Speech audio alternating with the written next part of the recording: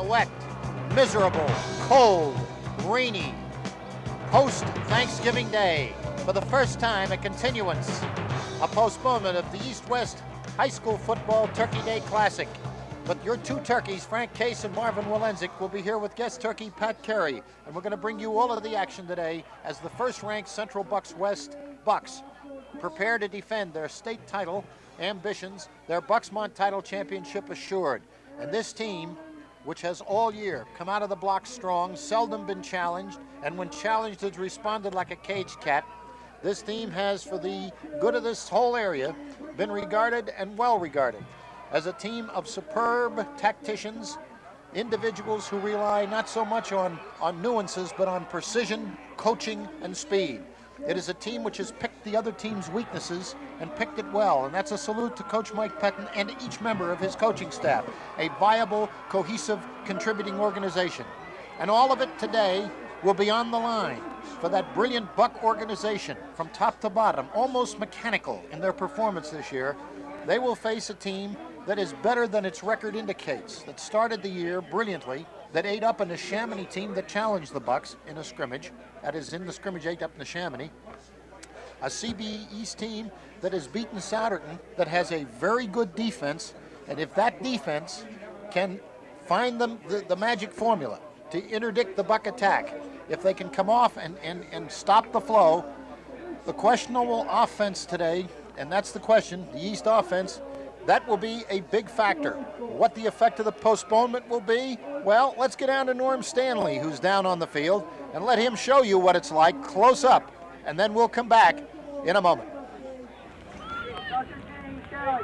Frank and Marv, it's, as you can see, this morning it's very, very wet down here. I took an opportunity before the game to walk the field, and it's just like mush. I don't know who this game is going to favor. You would think because of the wetness, it would favor the passing game and you'd have to go to West. However, it's very cold down here, and that's going to make the hands cold. The receiver's going to have cold hands. It's going to be hard to catch that ball. This track out here is going to be hard to get a footing on, so it's going to be awfully difficult, and I predict we're going to have a low-scoring game because of that, and I think that it's going to be a pretty even game. But even though it's cold and wet down here, the fans are ready for it, and watching the two teams before the game, they're both ready for this game. As cold as it is, as wet as it is, I think we're still going to have a good game. So I'm going to turn it back over to you, Frank and Marv, and hope we have a good one here today. Norm, keep your feet dry down there, but your mud boots are the order of the day. And Frank, one of the big questions is you see the captains, Jeff Japshin and Teddy Dennis of East, and Bill Kilkenny and Timmy Donovan of West, and the seniors in the center of the field in the classic Thanksgiving Day ritual, which has become so much a part of the great tradition of this game. Traditions such as fans from both sides sitting in the stands and rooting for their own teams, a neighborhood situation. But Frank, what about the postponement? Because the team that has been the veteran of postponements is East. That's right. Well, that's an interesting question, and one that will be answered as the game goes on. The thing you have to realize is there's three teams on the field today. There's CB West, there's CB East, they beat Reading 41-0, and there's CB East that lost to Perkiomen Valley. And it depends which CB East team shows up, whether or not they're going to have a chance. If they show up with a team that won 9 games, you see enthusiasm down there. It looks like they're pretty excited about today. If they have that team, they can win this game. If they show up flat, maybe because of the postponement, then they're going to be in trouble, Marv. And Frank, at this moment, the national anthem.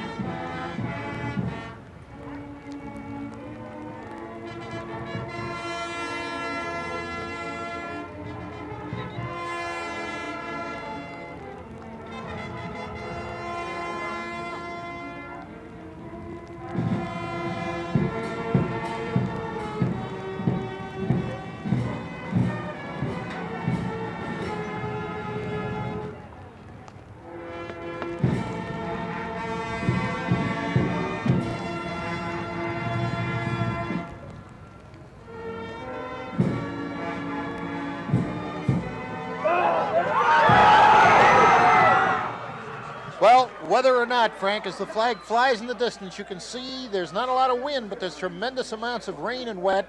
And we want to salute the Delaware Valley College for letting these two teams play this game on this field today, Frank. The risk and the circumstance to the field, the contribution to the community by Dr. Joshua Feldstein and athletic director and head coach Al Wilson, and probably going to make a senior agronomy project to repair this one.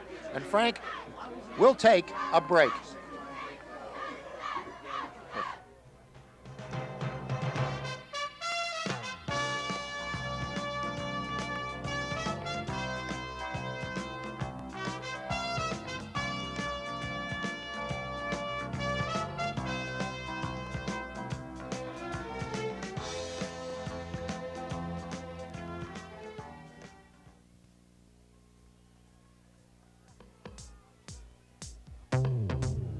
Sean Duffy, a clean white jersey, number 75, the boy adventurer, the legend, in his own mind, prepares to kick it off for the Bucs.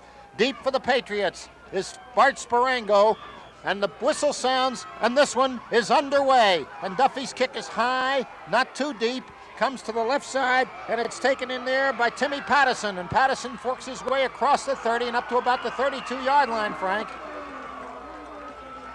And that gives the Patriots some decent field position as Clark Paulus, number 14, heads into the huddle to start this one off. And you see the big forward wall, 60 is Fingleton, 75 the big tackle, Cott 93, co-captain Japshin. Over the ball, the fine center Coverdale, who's been an unsung guy all year. And we're ready, Frank. Deep back Sparango. They motion. That's an unbalanced line, Marv. Toss to Sparango, behind the block of Cott, but he can't get footing, Frank. Cott had an excellent block out there. That's right. Jeff had a good block, but it was deceiving because he was trying to block Dick Beck. Dick Beck was able to play it down the line of scrimmage and create a pile. As you saw, the running back had to make a move before he got to the line of scrimmage and enabled the other guy to make the tackle. And in this wet field, Frank, making cuts is not easy. I noticed they had Jeff Bernhard, number 41, in the lineup, and now they're unbalanced this way, Frank, as they're coming out. Wall and Bernhard in the backfield. Give it off to Wall, and the running back of East find a nice hole, Frank, and he hammers across the 35, and we'll give him the 37-yard line and a pickup on that play of, let's call it, 5. Excellent block by Cott once again, as the big guy, when he comes to play, can play, Frank. Well, he could be a big determining factor in this game because, as you said, he can be a good player, and on this field right here is tailor-made to a person like him, and we'll see if that holds true for the rest of the game with a balanced set, Marvin. Fingleton and Gatto at the guards.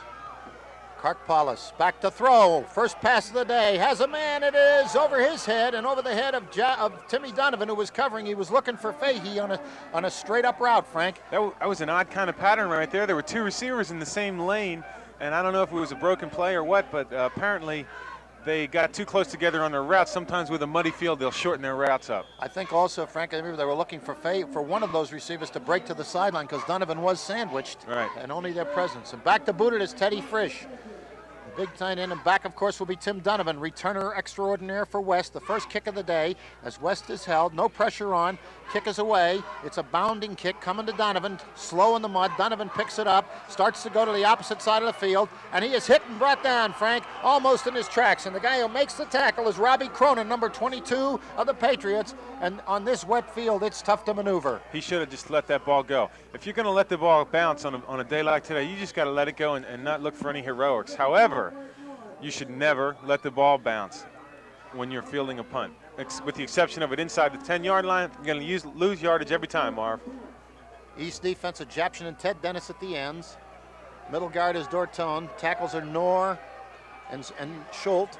Steve Clark calls the signals. On the rollout, Clark has some running room, and he is hit and dropped, and Frankie gets a couple as the East team filled quickly when Clark decided to keep it himself. And making the hit is Brian Price, number 5, the fine senior, who has been absent with injuries and makes a big difference in this East defense. He really put a shot on Clark that time. It was a design play, 18 quarterback sweep, I believe, with what a normal terminology would call it. And instead of being a sprint out pass, it's definitely a sweep by the quarterback. Kilkenny comes on the wing. Donovan, the lone set in the backfield behind Stevie Clark, who's behind Big Raddick in the center. Now they shift to power eye, Frank.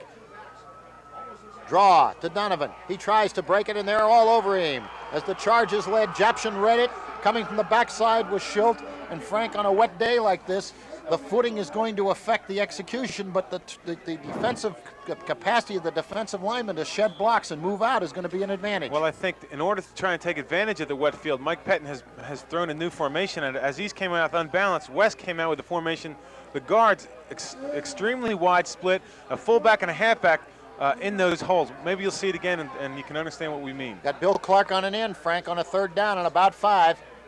They shift Baggett to the deep back.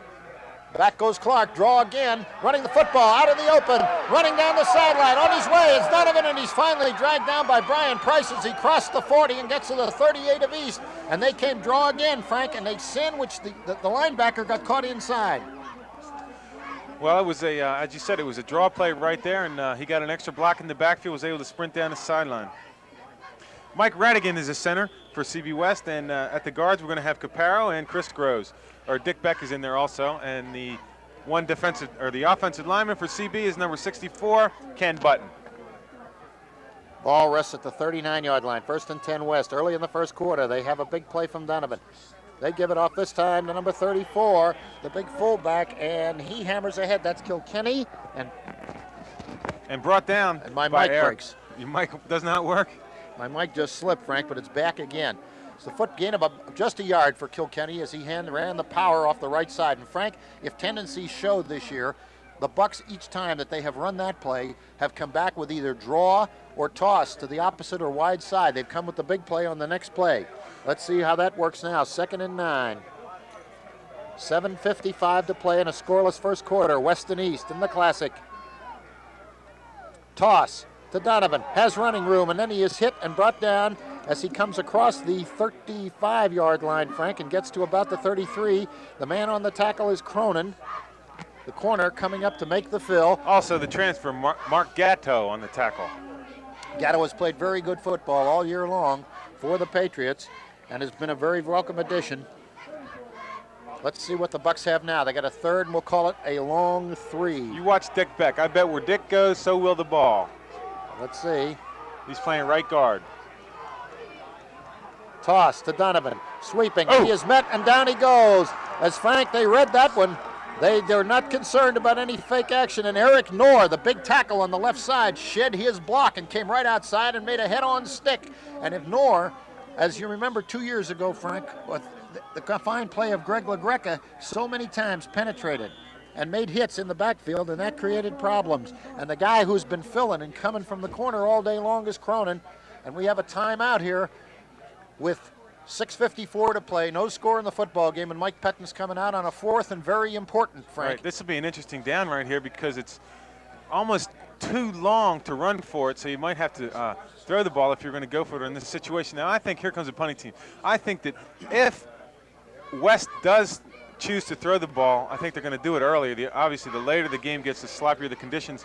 And you can really surprise some teams by throwing the ball early on a day like this when they expect you to run all day long. Frank, there's a question of what Mike may try to do. He may send the punting team on and have him stay there and just line up and wait and see if he jumps offside, because that's just about enough to get them a 1st down. Right. He may put in the field goal team, Frank. There's no to do the same thing, perhaps. Marv, I think what you said right there is a real good coach's point, and that's probably the smartest thing for him to do right now, because, as you said, he doesn't have much to lose, and if I don't think he can kick a field goal from this distance. So we'll see what Walt Wandell, the punter, has his troops doing. East better get the people off the field, because there's a question. If you got 12 men on the field, that'll do it. They just don't want to go off sides right now, Frank. The punt will be booted from about the 50-yard line, Frank. I'll say the 48. He'll kick from the 45. Nobody's offside. The kick is away. It's a nice kick. And it is taken on the fly dangerously, Frank, deep in East territory at the 10-yard line. And the guy who came up to make that dangerous take was Rob Lockery. I got to give 27. Rob. You have to credit Rob with the wise play on that, because it's in the borderline there. It's on the 10-yard line, but it's a real soft kick. If you let it bounce, it's going to stop inside the 5. He cut the losses and took it at the 10, so it's better than at the 2. It's a weight of the risk, Frank. The field is wet, and the bouncing will be less. Let's see what happens now. East out of their huddle. Paulus with split backs, Wall and Sparango. Rowell and Bernhard, rather give it to Bernhard. And the big fullback hammers off the left side and gets himself, we'll credit him with 4, Frank. It'll be 2nd and 6. Football rests at the 14-yard line. And the East offense, Frank, right now has been very basic, and they're coming with good power. They're sending a lead back up, but they're also realizing that West has to keep an eye on Chris Wall, and I think where Wall goes, they're a little pursuing over much as Nick Angel comes into the defensive tackle on that side.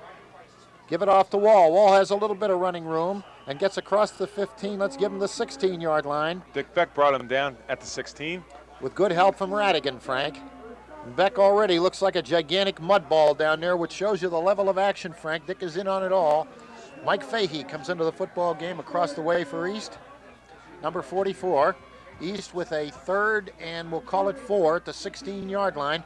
And thus far, Frank, since the opening kickoff, because of Donovan's run, which changed the field position in the game, East has been box deep. Shift to the eye. Sparango deep. Wall up. Bernhard in motion your way. Toss to Wall. Bernhard delivers the block to Sparango, rather. He has the first down, Frank. Excellent block by Jeff Bernhard as he kicked the corner right out of there. Yep, that was exactly it right there. That's what made that play go. He got a good block from the pulling guard, but Bernhard knocked down in the corner and made it easy for him to get the first. That's East's first down of the football game, Frank, as West got off early on the fine run by Donovan and put them in a hole. Now the football's at the 21. 1st and 10 for the Patriots. No score. First quarter, 5 minutes to play. Counter to Sparango. He sheds a tackle rather, but he goes down, and filling for West was 53, and that's Mike Caparo. And if Caparo doesn't come across and analyze that play, Sparango had running room. They had to block again on the corner, and Caparo made a nice play, obviously. Frank, so far the field conditions have not been brutal, and the rain has stopped. But you can already see where it's deteriorating. When we first walked in, the whole field was green. Now this end of the field where they've been playing is awfully muddy already. Paulus to Wall, breaks a tackle, and then he's met by a whole host of Bucs, led by Kilkenny on the charge. Does not get the first down, comes across the 25. We'll give him the 25. Matt Baggett, I believe, made the initial hit, and Kilkenny cleaned him up, or dirtied him up. Be a 3rd down, Frank, coming for the Bucs. Looking at the Patriot offense on 3rd down, we're going to call it 5. A long 5. Coverdale over the football. Backfield is Bernhard. Jeff Cott is in the backfield for East. They come power this way. Cott delivers a block, but he slipped as he came across. They had Cott lined up like the refrigerator in the backfield. Something we talked about, Frank. You got to like that. Although it is 4th down, it's the kind of play that keeps your team loose, regardless of whether or not it works. And I think that's the attitude that East has. They come here with not a whole lot to lose except one game. West could lose a lot more than that. And here is where you got to be fearful is John Kaplan. Donovan can make this thing happen for him, and with his change of possessions here. Moreover, Frank, they have a punt block coming from the right side, and Frisch is very close to the line of scrimmage. Snap is high, but he finds an opening and gets it away, and it's not a bad kick. There's not a lot of pursuit, but the ball's not moving. That's right. And that'll die at the 48-yard line of East, so that's about as good as they could get out of it. I think that this change of possessions right here is if you could score that, West is winning the ball game in that regard because they have so much a shorter distance to go to the goal line. I think that's really crucial in a game like this. Well, we haven't had a fumble in this football game, Frank, and that's a credit to both the execution and the play of these kids. The other thing, Frank, I thought on that play where Cott lined up in the backfield, both Cott and Bernhard went for the inside man. Right. And one of them takes the outside man. That's that may right. be corrected. That's then right. the play may work. Let's see what we got here for the Bucs as they swing it out behind Clark. Donovan and Kilkenny in the backfield. Clark on the quarterback draw, and he broke one tackle, but he is dropped in there by Timmy Patterson, who came up the field, but not until he gets 4 big yards and moves the football to the 45-yard line of East. We're going to call, in fact, that's more, Frank. You give him a full 5. That's one thing about Clark. He likes to go airborne. I don't know, that might hurt him in the long run, but it sure is exciting to watch. Foot changes coming in from the sideline as Drew Wolf, 87, comes into the football game, and you'll see him interchanging here with Billy Clark, number 22. Now full house backfield. Let's see if they shift. They don't. Kilkenny straight ahead, and he is dropped by Schilt as he hammers forward for about 3. He crawled right up Caparo and Radigan's back for a 3rd down and 2 situation, Marv. Bob Dortone, the middle guard of East, did a pretty good job jamming there. The ends for East are Japshin and Teddy Dennis. The tackles are Knorr and Schilt. The middle guard, Dortone. The backers are Gatto and number 42 for East, who is Tommy Dennis. I think the longer or the better game Doylestown has, the more they're going to be in it. I think that's a really crucial matchup for him, Doylestown and Radigan. Big third down play at the 41-yard line. They give it off to Kilkenny, and the big fullback hammers, and he's in close, Frank. That's very close. That's going to depend on the spot. There's a lot of bodies piled up right there. It looks like he has it from this angle, Frank, but once again, that'll depend a great deal on the men down below. We'd like to remind you that, measure, Frank. Marv, we'd like to remind them that today's game is made possible by the support of the Central Bucs Business Sports Team. It's their advertising dollars which allows you to watch local sports on Home Vue. Please let these businesses know that you appreciate their efforts. Frank, not only their efforts, but their continued support year after year after year. And the chains are being stretched, Frank. And I think he's got it by the nose of the football. He does. Bill Kilkenny off the left side has gotten the first down for the Bucs, and they will be at the 39-yard line, 1st and 10, 1:41 to play in the first quarter of a scoreless football game in which the Patriots have found themselves as a result of a great move by Donovan early with shifted field position, and the team that can put 2 first downs together may have a big drive. The wind is whipped up, Frank. We have yet to see a pass. Baggett is deep behind Kilkenny and Donovan. Pass by West yet. East has 1. Give it back to Donovan. Countering. Gets a great block. Frank out in the open. Donovan running. Slips a tackle. May go. He is gone. Tim Donovan will score for West. Timmy Donovan scores for West as he got a crunching block on the left side by Dick Beck. Dick Beck delivered the critical block as he crushed the linebacker on the left side, and Donovan, Frank, went 39 yards following the measurement for the touchdown, and the Bucs are up on top 6-0 in the first quarter, and anytime you're up on top in a day like today, that's big. That's right, and that's another thing is this is a very crucial point because 1 point on a muddy day like this can make a big difference, Mark. Well, you know who's back there, the man with the magic shoe, Sean Duffy. He's worked that shoe, Frank, he's patenting it. But the thing is the leg, which has to kick the ball. East feinting as though they're going to come across. Ball is snapped. The ball is fumbled, Frank. It'll be a fire call. Churning for the corner is Nolan. He's trying to run it in. He's not going to get it. Number 22. Now, wait, I said Nolan, but it was Billy Clark. As the point, this ball was on a wet day, was snapped, and the holder couldn't handle the football, Frank. On a cold day, Clark took off for the corner, but nobody ran for the end zone. The play on that, I believe we've seen it before. The end drifts off. He hears the call, fire, meaning something's in trouble on the snap. And he goes into that end zone. Well, as you said right there, they had a block coming on, and when they have a block, you have to spend that much more time blocking them, and that's what happened. The end got tied up trying to block his man and was unable to get out into the pattern on a fire call. The big thing right now, Frank, is the test of the mettle of the Patriots, who got caught that time with a great block. There it is, what we talked about at the beginning of the broadcast, Frank. It was execution, blocking. There wasn't anything magic about it. And it was great running by Donovan, who finds his paths in that open field brilliantly. He did a good job right there. If you notice, he almost stopped dead in his tracks and then started up again, which shows you the ability he has to even spin those wheels on a day like today. Well, it's a thinking back, Frank. It's the mark of a great back when he has the capacity to think as he runs and see what the lane is and not just take off, because he lets the blockers come to him. The kick by Duffy is deep. Sailing over the head of Sparango, who's going to have to go back and pick it up, and pick it up he does, to the 5, to the 10. He meets opposition at the 15, and he's dropped at the 18 as Sean Duffy took off with that ball. Bart Sparango sprinted back with the ball, and he was knocked down by number 40, Darrell Garner, on the kickoff team of West. And so with 1:07 to go, and the Bucs on top 6-0. I think he let that ball sail over his head, hoping it was going to go into the end zone, as it would be a touchback, but the mud just held it up. Tommy Dennis checks into the football game at fullback. Clark Paulus calls the signals. There's unbalance again, Marv. Telling the play to Dennis, who just checked in a little late. Give it off the wall, straight ahead, no room. He is hit immediately, Frank. And the guy who came across and made the excellent hit on him was Nick Angel, the right tackle defensively for West, who was not blocked.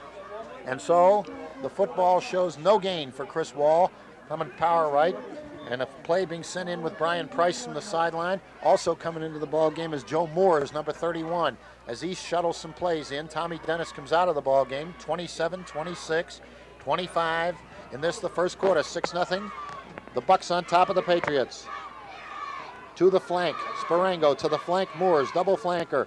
Moore's in motion. They hand it off inside the Wall. Wall looking for some running room, has some, gets across the 20, as they did a pretty good job, Frank, on that trap. That's a good looking play right there. It's not quite a trap, Marv. I forget the name of it, but instead of having the guard pulling and trapping, they had the motion fullback Wall. The wingback comes back. Yeah, the wingback does the trapping right there, yeah. and it's a real pretty play. It worked for him. So the wing T classic. And Frank, 6-0. The first quarter is over. The teams change fields, and we take a break.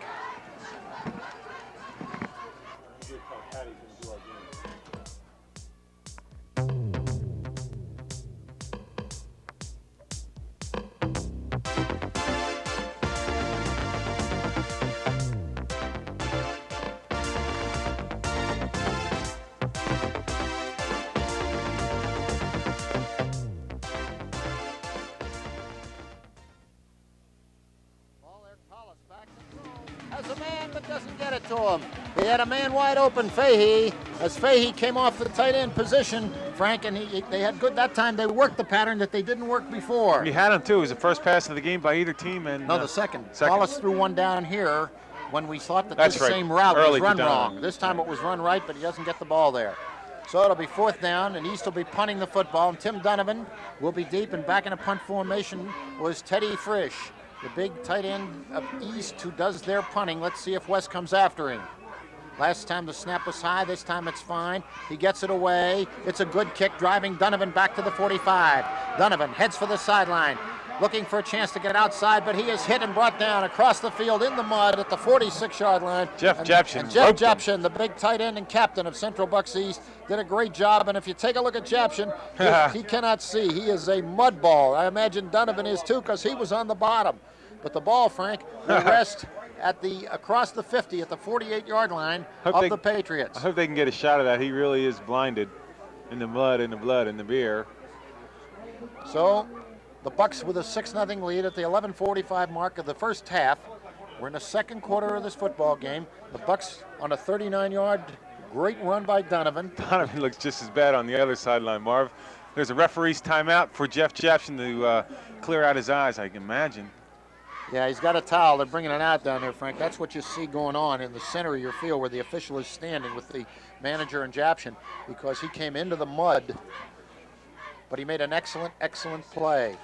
VHS copies of today's game are available, and all you have to do is dial 345-5151, ask for Jim Bunn or any of the helpful people at Home Vue Cable, and you can get your own cassette of this game or any of the other games broadcast by Home Vue this year. David Porter has come into the football game. A young sophomore has played well for East. They line it up now for the Bucs. Give it off to Kilkenny, and he slips as he starts out, and playing middle guard, Jeff Cott, together with number 78, Stephen Schilt, come in there to put the touch on him, and he gets just about back to the line of scrimmage, Frank. We'll call it no gain and bring up a 2nd down and 10. The Bucs bring Tim Donovan back in as Darrell Garner had given Tim a rest just to get that mud out of him. 6-0 West. Football resting on the 48-yard line. 2nd and 10. You got Kilkenny the up back, Donovan the deep back, Baggett standing on the right shoulder of Kilkenny, and Clark calls the signals.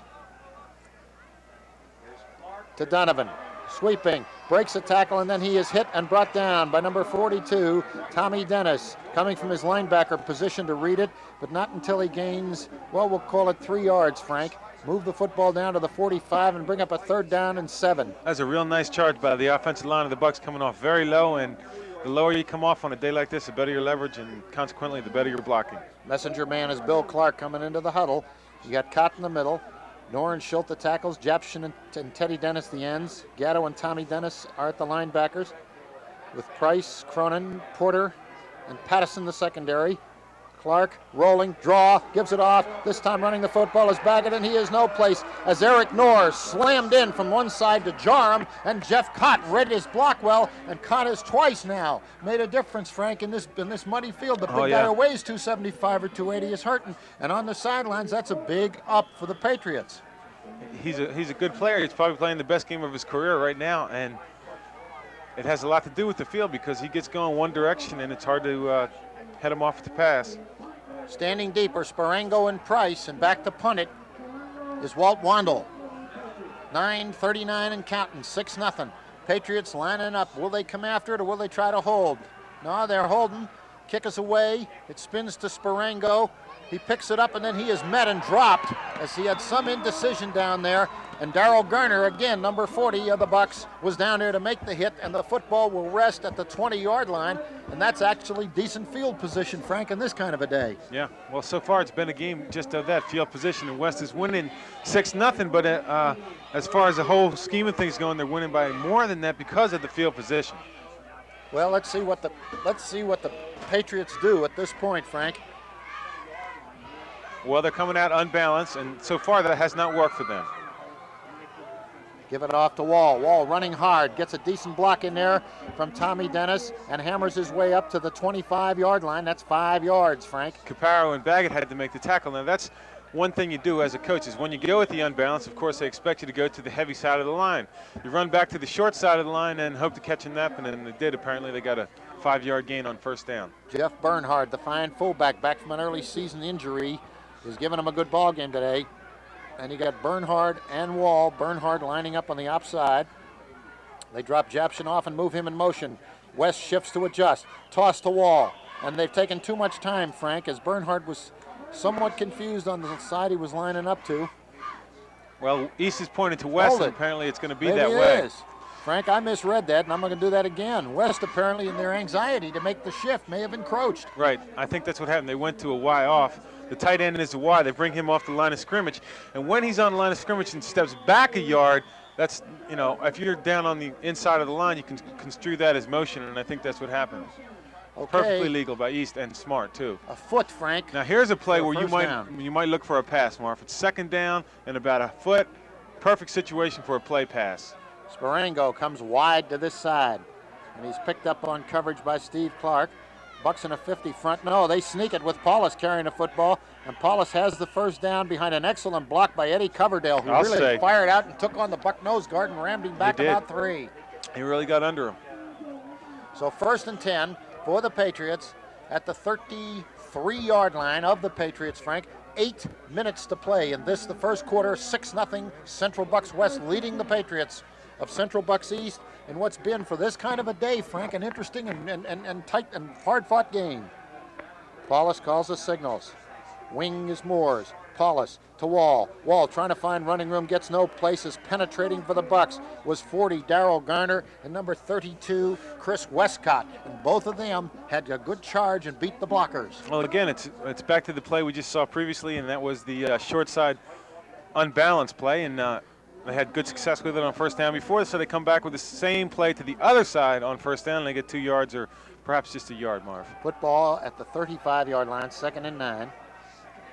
Bernhard and Wall behind Paulus. Paulus on the delay to Wall, and Wall gets 2, maybe, yeah, well, just about 2. Moves the football to the 38-yard line, and that's really in the middle of the worst of the field conditions right there, Frank. Yeah, it's getting noticeably worse as the game proceeds, and going to be that much harder to put together a drive. So the 3rd down, Frank, a big 3rd and 7 for the Patriots. The football at the 37. We're going to call it the 37. Let's see what happens here. Back to throw, Paulus looking. Paulus going to throw. He's going to be hit and dropped. He's going to be hit and dropped. Is coming in, Frank, from the backside for the Bucs was Chris Groves as Paulus waited to throw, but the real credit, I think, Frank, should go to the secondary of the Bucs, who had great coverage and he couldn't release the ball. That's right. They just tried to throw a little slant right there, and he was covered before he could shake free of the defender. The defensive lineman jumped on his back. It's going to be 4th down from about the 29-yard line. Tim Donovan waits for the punt as an East player is assisted off the field. I think he just got Eddie mud in his Coverdale, eye. Frank. I think Eddie just is taking his helmet off as he comes over here under the guidance of Dr. Vince Mena. He may just have taken a blow to the belly. One of those kind of, hope that's all it is, because they could ill afford to lose that good center. That's right. Now they have to have a snapper, I think, Frank. They got to get somebody in to snap, and that changes something in the football game. That is a big difference. And the guy they're bringing in to do the snapping is Chris Naughton, number 67. Rowboat Naughton, the last of the nautical Naughtons. No, 44 is going to do the snapping for him. Naughton's going to block. 44 is preparing to snap the football, and that's Mike Fahey.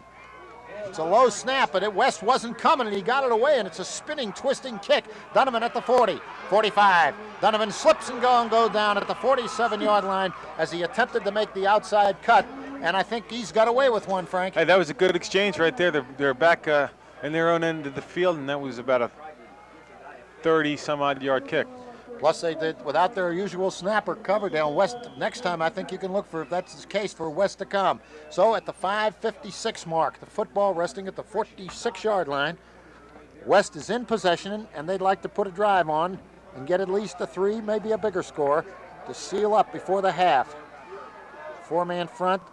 Draw by Clark, and it's read nicely on the inside for the Patriots. Eric Knorr, the left tackle, once again had an excellent read, and it was jammed on the outside by Japshin. Well, it's a play they've been using with not too much success today. It's a quarterback draw, and the reason it's not so successful is people aren't afraid of the pass today, and they see the quarterback dropping back, and instead of immediately thinking pass, they immediately think quarterback draw or fullback draw, something of that sort, and it only got him 2 yards. Hasn't been that successful for him. Field level view of the mud and the wet. Motion this way. That's Baggett. He's pumping hard. Clark gives it off to Donovan. On the counter, he can't get footing, and it's jammed on the opposite side by Gatto, the linebacker, with assistance, Frank, on the far side by Schilt, the tackle, and Schilt has played very well today, Frank, from the defensive right tackle. They're pinching and cutting off the inside stuff and depending on their defensive ends to hold their own. That's right. So we have a 3rd down, Frank, and we're going to call it, we'll call it 3rd and 6 for the Bucs. The clock continues to wind down in the first half, 6-0 Bucs. Football right at just the nose of the football, over the 50. Big 3rd and 6 play coming up as Stevie Clark tosses to Donovan. Donovan to the 50, breaks one tackle but can't get out of the arms of Gatto, who came up and made a good inside hit and drove him into the mud ball over there, and had plenty of assistance to help him out from Tommy Dennis, the linebacker, who has begun to really be mobile at his linebacker post. And I think, Frank, what's happening is that the mud is slowing Timmy up as he comes, but the East defense is also playing very determinedly today. You see the sideline over here, Frank, on your monitors. You can see on your screen the way the boards are down. They're trying to keep some semblance of keeping these kids out of the mud, and the staff as well. Wandal back to boot it. And waiting for it are Price and Sparango. They're down around their own 20-yard line. Fake. It's a fake, and the play does not work, Frank. The play doesn't work.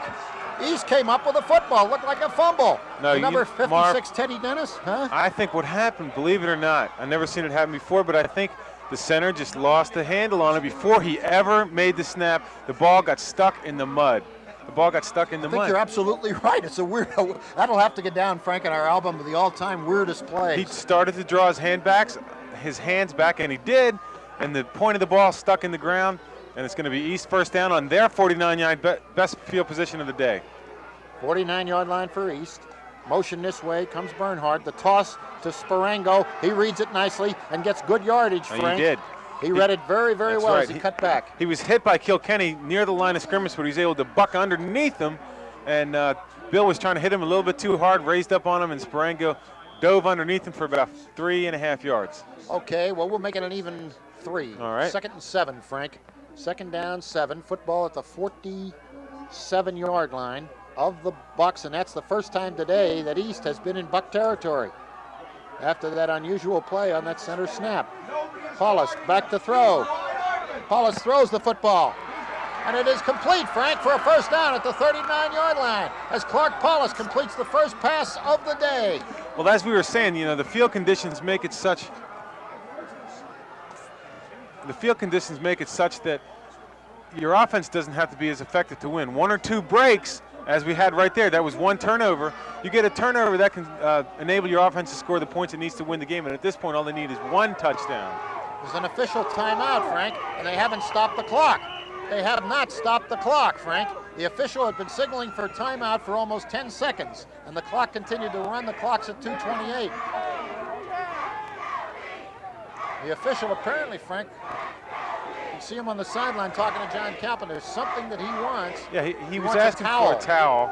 The clock continued to run down. It ran down to 2:28. These two teams want to go at it. Well, I guess he has to do a little housekeeping out there, and he's going to offer the towel to the quarterback. That's exactly what he did. That's probably a little beyond his scope of duties, but on a day like today, it's a special case. Frank, they're putting the towel in the back of Norm Bowell. They're putting the towel in the back of Norman Bowell, number 65, the fine senior offensive guard. And I guess they're going to let him wear it instead of Coverdale for the hand wiping purposes. Clock now starts to run. It'll be 1st and 10 at the 39. Fahey wide to the lower part of your screen. Clark Paulus, one setback. Paulus back to throw. He throws it deep. It's going to be intercepted. It's going to be intercepted as Paulus couldn't get the ball deep enough, and the man who did it was number 22, Billy Clark of the Bucs.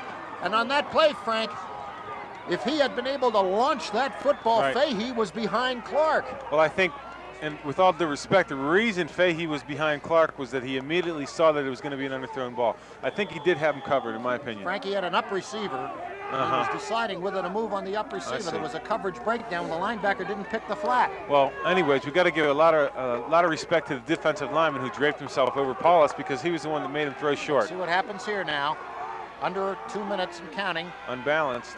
Clark on the draw, and Cronin comes up and cuts him. Rob Cronin cuts him at the 30-yard line. And it's a good thing he did. Because he had room to go. If Clark gets by and Cronin doesn't make that play, sideline was open. Only Price coming from the safety spot could have helped. So we're 140, 6-0 West. As East went to the air, Coach Calpin. Would have been interesting, Frank, on a dry day because Donovan's cuts would have been there. These two teams would have really gone after. We've had some scoring. I think mud is really a great equalizer, and that's because you're a great big mud ball. I am. I'm a mudder. I formation, first time. Straight ahead. Clark on the fake, keeps it, running. He is hit, and down he goes as they help him out as Price comes up. And the football, Frank, is dead at the 35-yard line where it'll bring up a 3rd down. And East has been very good on supporting Frank. And Frank, the best part of this first half has been the total penalty yardage. On a lousy day, 5 yards, an encroachment, one time by West. That's the only penalties we've had. That's a tribute to the coaching and the play of both these teams. And Frank, time is taken by East, 1:02 to play, 6 for the Bucs, nothing for the Patriots, as both teams have come with what the best possible games they could bring in a muddy day. And the 39-yard first quarter burst by Tim Donovan, it looms bigger and bigger as neither team now, Frank, seems able to muster a sustained offense. Well, John Calpin's shown a lot of confidence in his defense. It's 3rd down and about 3 yards to go. He says that he thinks his defense can stop him on this play, force him to punt, get the ball back, and try to score once before the half. Well, it'll be an interesting thing, Frank, because to score today, you're going to either have to have a run like Donovan made where you break somebody out into the open, or you're going to have somebody wide open on a pass because now the wind on the far end, Frank, our camera will sometime during the ball game pick up the flag. The great big stadium flag is blowing dead away, and that'll the sign of the wind. You see Coach Petten in there. Look at the jerseys, the white jerseys. By the end of this second half, Frank, they'll be unrecognizable. We're going to do it on prayer profile. So the football is at the 36-yard line. It is 3rd down, about 2.5, 3 yards to go. Let's see it now. Big Radigan over the ball.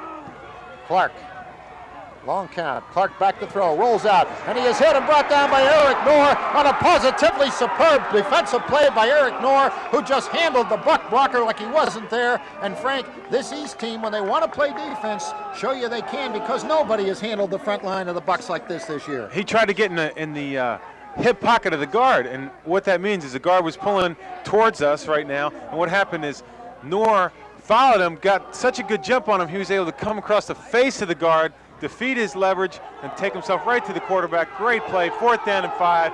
Big play for CB East. They got a chance to score before the half with only 53 seconds left, but they are going to receive a punt.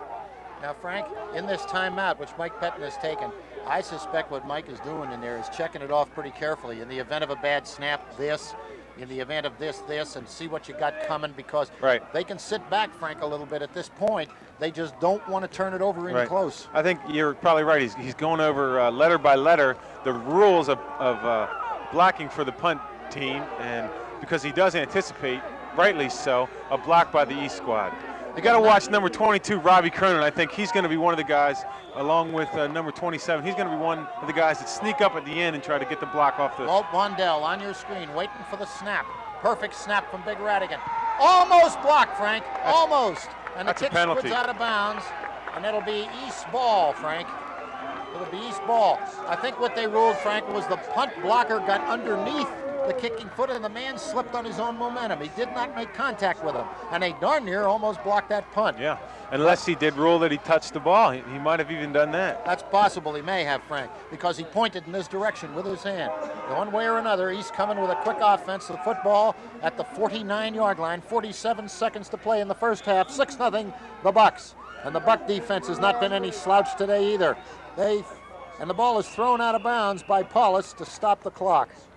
Shot putted by Paulus to the sideline. He stops it with 46 seconds. And in that field position, Frank, they have nothing to lose by getting more time to work the ball, because there's no way they could possibly move the ball quickly enough with the clock running to use up the full 3 plays they might get now. And indeed, Frank, they may very well take the full 3 plays here rather than punt. Break the huddle. Deep back is Bernhard. Motion Sparango. Wall on the wing. Paulus back to throw, fumbles the football and falls on it. Clark Paulus trying to pull out. The ball slipped out of his hands, and today, Frank, that's something that can happen. It hasn't happened often, but it can happen. So the clock now continues to run. East lining up in a quick lineup. We're down to 30 seconds, and this is the first half. Paulus calls his signal. Paulus back to throw. Paulus looking. Throws it deep, looking deep for Fahey. Then the ball is pass interference, Frank. There's an interference call with 18 seconds to go as the ball was intercepted, Frank, by Matt Baggett. But the official with a very late flag has ruled apparently there's interference. Now the question is it defense or offense? I think it was defensive pass interference. I think he climbed on his back, Frank. Yeah, I believe so. Like a basketball play. They're waiting for the ball to come down, and Baggett put his hands on him and boxed him out. It's really a tough call. He could have got away with not calling it, but it's a valid PI call. He was too, Baggett and his intensity to come up on it. A very close play, just got there in the opinion of the official, right. Just a second too quick. quick. You have to. The argument you get into is that both players have the right to go for the ball, and I think it's valid because he did kind of try to box him out and put his elbows on him. But it's going to be an exciting play for East. It's going to be first down from about the 39-yard line. Marv, 18 seconds. Exactly, Frank. 1st and 10. But what they can do now, I think the best, Frank, they can hope for almost is they call a timeout. Yeah. They want to talk it over, and you see John Paulus coming to the sideline with John Calpin, the East team huddling on your monitor. There's Mike Pettin right now going to the referee, hands in his pockets. Well, you know that means he's mad, and he's saying that's a bad call, but he should. He's the one that had it go against him. Frank, in all these interference situations that we've seen over the year, and except in the most obvious cases, I think that's the toughest call for an official to make in football. That, and peculiarly, the goal line, the short smack at the goal line with the ball on the foot line and the body's piling and hitting. Well, as I said, it gets into a division of who has which lane to the ball. And in that situation right there, Baggett was the one that was in front of the receiver, and it was an underthrown ball. So the receiver almost had to come back over Baggett's back, but in the same vein, Baggett was boxing him out and touching him with his hands and stuff like that. So it's a tough call, and no argument on this side. All Matt wanted to do was come Baggett. That's right. And he did. That's right. They got the flag on him. So, Frank, with 18 seconds to go, and the football at the 39-yard line, John Calpin may say, look, if we can get 18 or 20 yards, maybe we can give Foley a chance. The wind is with him. The wind is with the East kicker. They might settle for a 3. Who knows? But this West defense, Frank, thus far today, has played very, very sound football in tough situations. Let's see what we've got happening right now. Got two backs, Bernhard and Wall. Paulus back to throw. Paulus has a man. Oh, and it's over the shoulder of Fahey. As he was open behind the coverage, and coming sprinting with him was Billy Kilkenny, the linebacker, who has to take him, and the ball would have down on the ground at the 30-yard line. So 14 seconds they use up for 2nd and 10. Had that ball been completed, Frank, I think you'd have seen a quick timeout call. I think the Patriots have but one timeout remaining. So let's see what happens now. Ed Coverdale, just for your notice, is back in the game, feeling fine. Long huddle, Patriots break it. Wall, Bernhard, and Sparango Fahey and Price together with Sparango. They're going to come flood and fly on this left side, lower part of your screen. Paulus looking under some pressure, fires it. He's got his man Sparango. Sparango breaks the tackle. He's got a first down across the 25 to the 24-yard line of the Bucs. There's only 6 seconds left, and the Patriots will have to use their last timeout. And now Coach Kalpin has an important decision to make. Let's see, Frank. If football rests at the 20, we'll call it the 25. But I think it's too long a gun. I think the decision is made for him. Let alone the field conditions. If it was a nice day, it's too far from him. He's in a good situation here because now he can throw one ball into the end zone and go for it right now. Key is getting the time to throw, right, Frank, because I'm almost certain that what Mike Pettine will do right now, knowing that they're going to flood people like they did on the last pattern, is he's going to blow somebody in off that backside to Paulus, because the footing for the quarterback, the mobility is not good. And look at Coach Kalpin on the screen. He's shuffling and jumping. He just brought Joey Moore's 31 into the football game, a fresh back. Some instruction right now. Nice. That's a good Joe camera out shot. Brings Price in. Everybody's coming in and out here, and whatever it is. Well, you like it because, as I said, he can take the ball and throw it into the end zone and not have to worry about doing it 2 times. Before, it would take them 2 passes to get down into the end zone, and they completed the first one. Now the second part of the series here has to take them into the end zone in order for them to score a touchdown or else get a PI. They put Brian Price on the far side, and the problem is getting Mike Pettine off the field. Mike doesn't want to leave. He wants the old Villanova defensive back once in there. He's still on the field. Back to throw goes Paulus. He's looking, fires to Fahey. Fahey drops the ball with 1 second, Frank, as he threw to Fahey. That was as good as he could do on it, Frank. If Fahey came down and out to the sideline and Price was moving behind him. Looking for an out and out by Price, but it isn't going to be there. It's a launch that he's got to That's give. right. That's not going to help him. Even if he completes that pass, the half is over. So he's got to throw the ball into the end zone. There's no 2 ways about it. They break the huddle. Let's see. Fahey, tight end, Sparango, and Moores with a single set. The Bucs are coming. The Bucs are coming. They're going to get him. He tosses the football, and it's knocked down. Paulus made. Drew Wolf just drew the ball away from him, and Drew Wolf, talking about Drew, was the guy that was on top of him. And Frank, as the half ends, it is 6 for the Bucs, nothing for the Patriots in what's been a very good first half of a very good football game. Not a boring game, and you see the teams coming off the field. And just take a look at these kids who have really played a good half of football, and we'll be back as we take a break.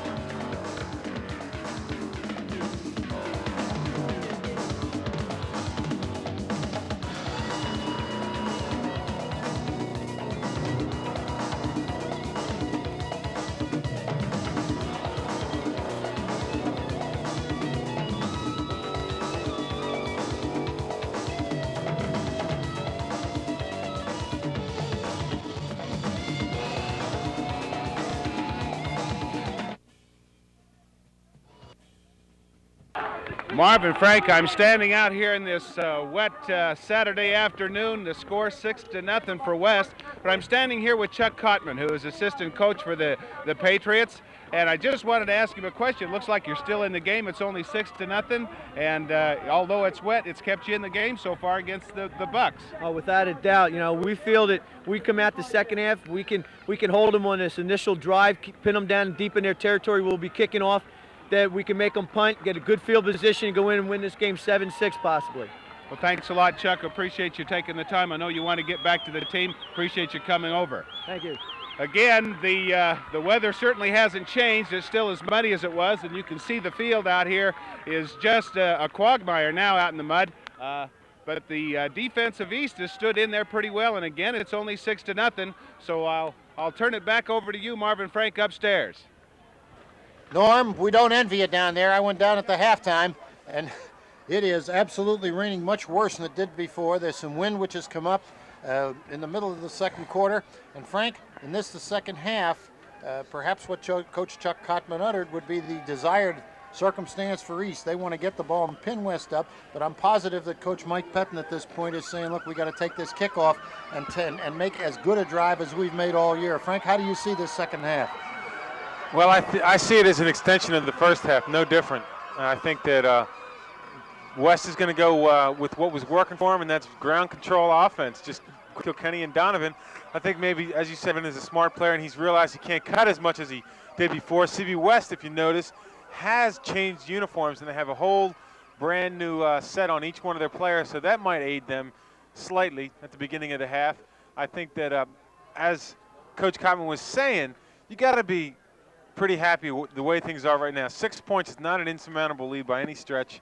So CB East is still back in the ballgame, and it's going to be strictly two things are going to carry them. It's going to be emotion and ability. I think they have the emotion, and I think they have the ability. Frank, one of the things that becomes factor also is the weight of the rain and the mud on the players, because they begin to carry 15 or 20 more pounds with water and the field conditions. And I see, Frank, that whether or not the two teams at this point can establish, either one of them establish a positive field position at the beginning of the first half, you have to see that it has not been the kind of grinding, wearing down game in which that 15 or 20 pounds would show any effect early. Well, one thing to remember is this also, that people are creatures of habits, and the habit for CB West on this day is to get out front of CB East and stay that way, and conversely CB East is used, or this class is at least, used to losing the West on the last game of the year. So we'll see if that has any kind of a fatalist attitude about it, because CB West, I think, is really emotionally excited and on a roll. They know they're one half away from an undefeated #1 season, and they're real excited about it. Right now you watch Dick Beck, who's a real wild man out there, and he's leading them on. He's wearing number 68, so you note he has changed jerseys, but seems some kind of tribal totem dance out there, and he's charging his players up, and they're going to use that emotion for the rest of this half, Marv. And East needs that same kind of emotion, and they seem to have it too. Frank, I don't think East is going to back off, and I'm not sure that there's a question of used to losing to people, because in the last 2 years they've split the two ball games. So when you suggest that this team has come in here feeling that they're defeated, I think they've come in here playing very well and with certainly a positive attitude in mind. But the thing that impresses me about Central Bucs West is that they have not deviated from the very basic things that they have done all year well. Their essential formations, Mike lines them up the same way. If you really, he's got a million sets, but three basic methods of attack. They haven't thrown the football yet. The water has caused them to go on the ground. They could start to throw the ball in this half. That might open up for them to take advantage of a very short passing game. And Clark's role, the East secondary, to come up and cover the corner, to attacking quickly. They may get something out of that. But it seems to me, Frank, that the essence of this football game in the second half is perhaps beyond each of these young men. It may very well be in just some mistake, some little thing which sets it off. The next touchdown by West will make it very, very tough for East to come back and win this ball game. It's that kind of a day. It's a 1 or 2 touchdown game day. Right. On the other hand, if East were to get ahead, that in turn might motivate them. So we got a lot of football left to play in the second half, and we'll be back with it all, Frank Case.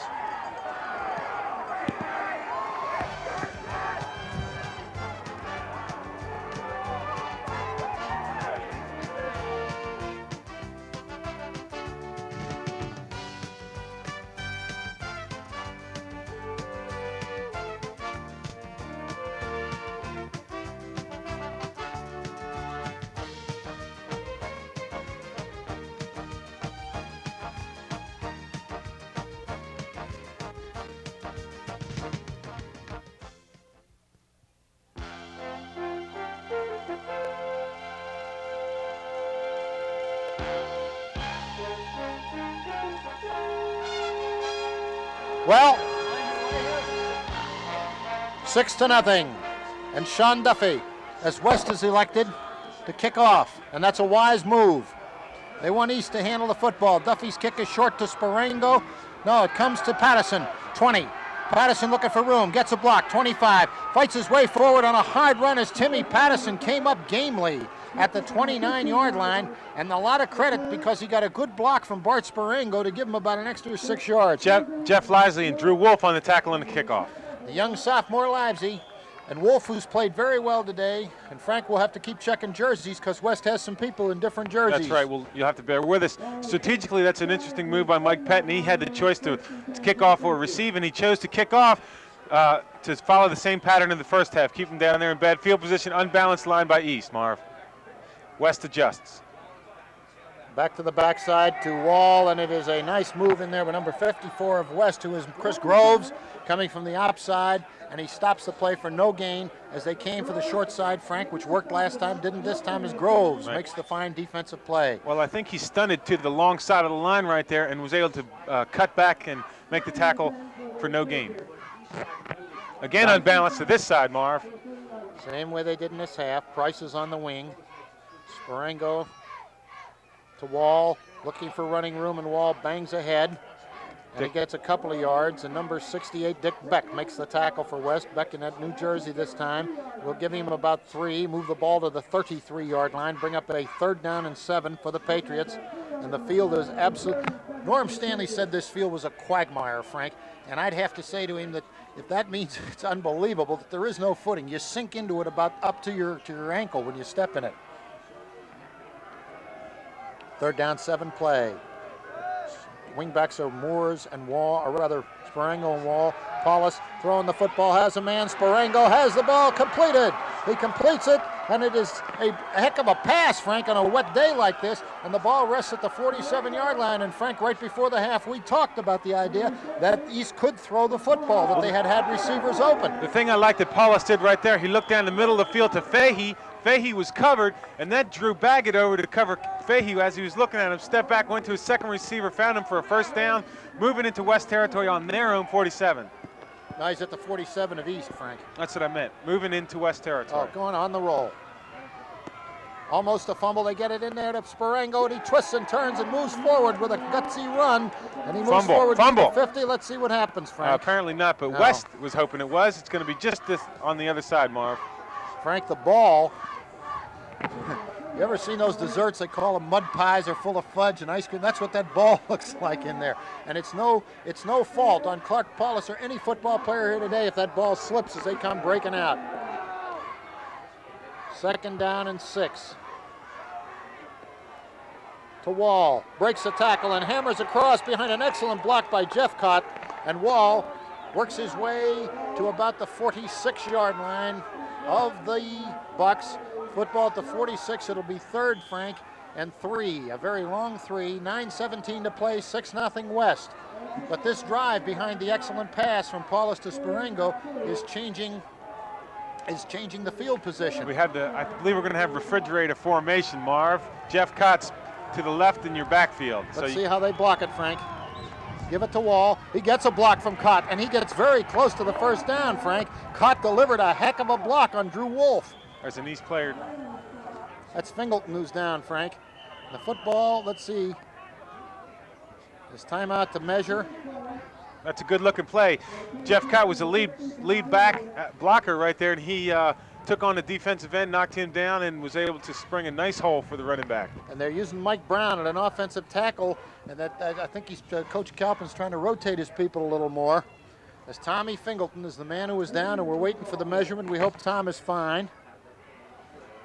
Doc Vince Mena examining him. They're short, Frank, about, you see Jeff Joption, he says we're short about 1 inch. We're still attending to Tom Fingleton with 8:51 to play, and East just about an inch away from a 1st down. Football resting at the 44, 43, we'll call it the 43-yard line. And Frank, while we have a little time for this injury, let's mention some of the people not only have been with us in the broadcast today, but some of the people who have been with us all year who are the sponsors who make this possible. And if people enjoy Home Vue Television, they ought to be able to let these people know. The business sports team is Richard's 2 Restaurant, Mount Lake Pool and Patio, Delaware Valor College, where we are right now, Smith Marine, Landis & Son Carpentry, Barb Lynn Carpets, McCroskey Music, Carl Eber Machine Shop, New Bolds, of course, Shawnee at High Point, Kingsbury Realtors, and Doylestown Federal Savings and Loan. 4th down and inches, Marv. The key block will be Coverdale. They're going to sneak for it. They've got it, Frank. Coverdale delivered. Eddie Coverdale fired out on the middle guard and delivered it. Fired out and fired up right now. The CB East team is getting very fired up, and as I said, emotion is going to be the key. 8:35.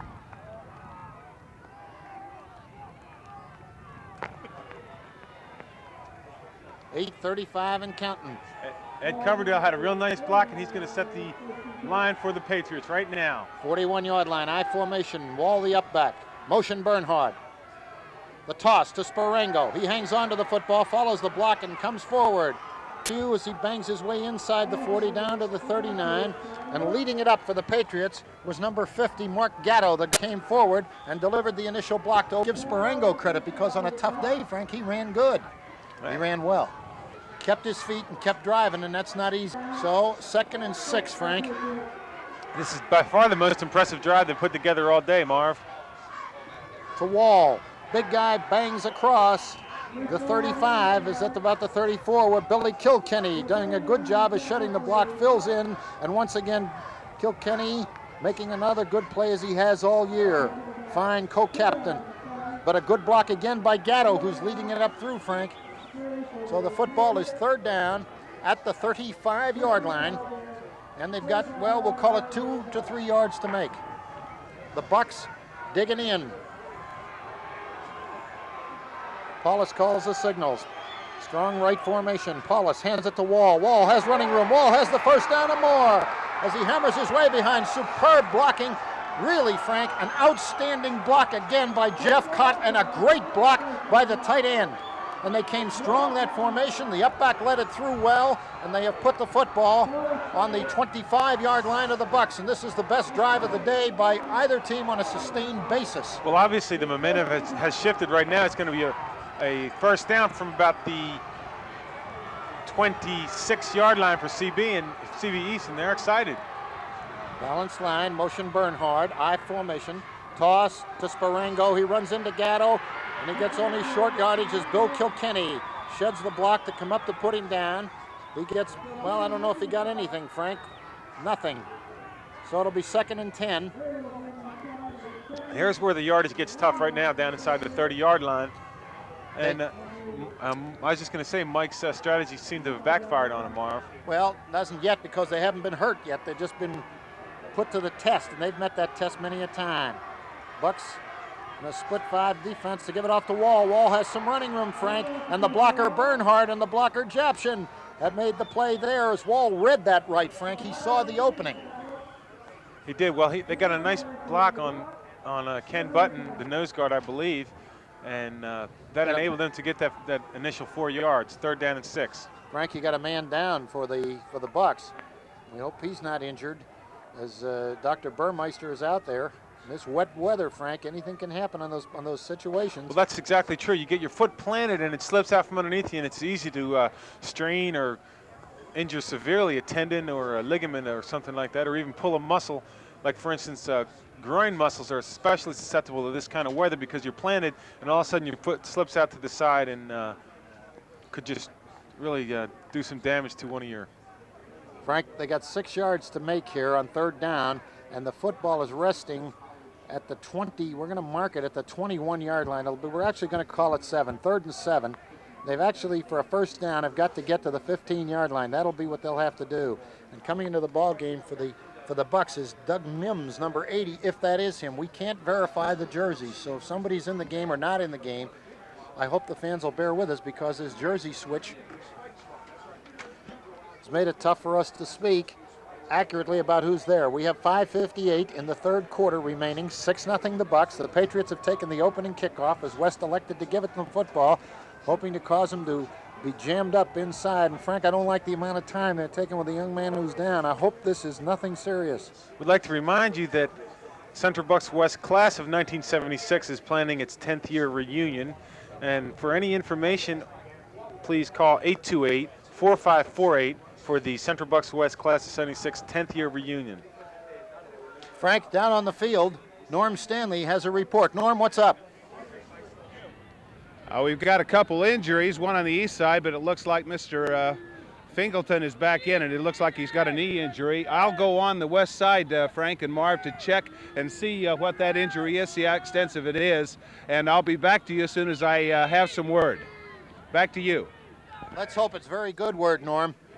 And we're waiting. It's a prolonged timeout, and this young man who's down, and we can't tell what number that is, Frank, has not moved since Dr. Burmeister got out there. So this is a very, very prolonged timeout with the football resting at the 20. Well, now we see clearly it's at the 21. They got to make the 15. We're going to call it 6 yards to go when we resume action. And Dr. Vince Mena, The scoreboard shows you the positioning. And while our camera hasn't picked it up yet, Frank, Dr. Vince Mena has come out to assist out there. Here you see him in the yellow slicker. And so the entire medical staff available here today is leaning over this young man. And I certainly, Frank, it's probably the one lousy moment in the whole game of football. That's right. And let's take this opportunity of inactivity here to mention our cameraman. Right now, Chris Strand is working the one camera up top. Down low, we have Jim Bunn working the other camera. The director today has been Rich Lockridge, still is Rick Lockridge.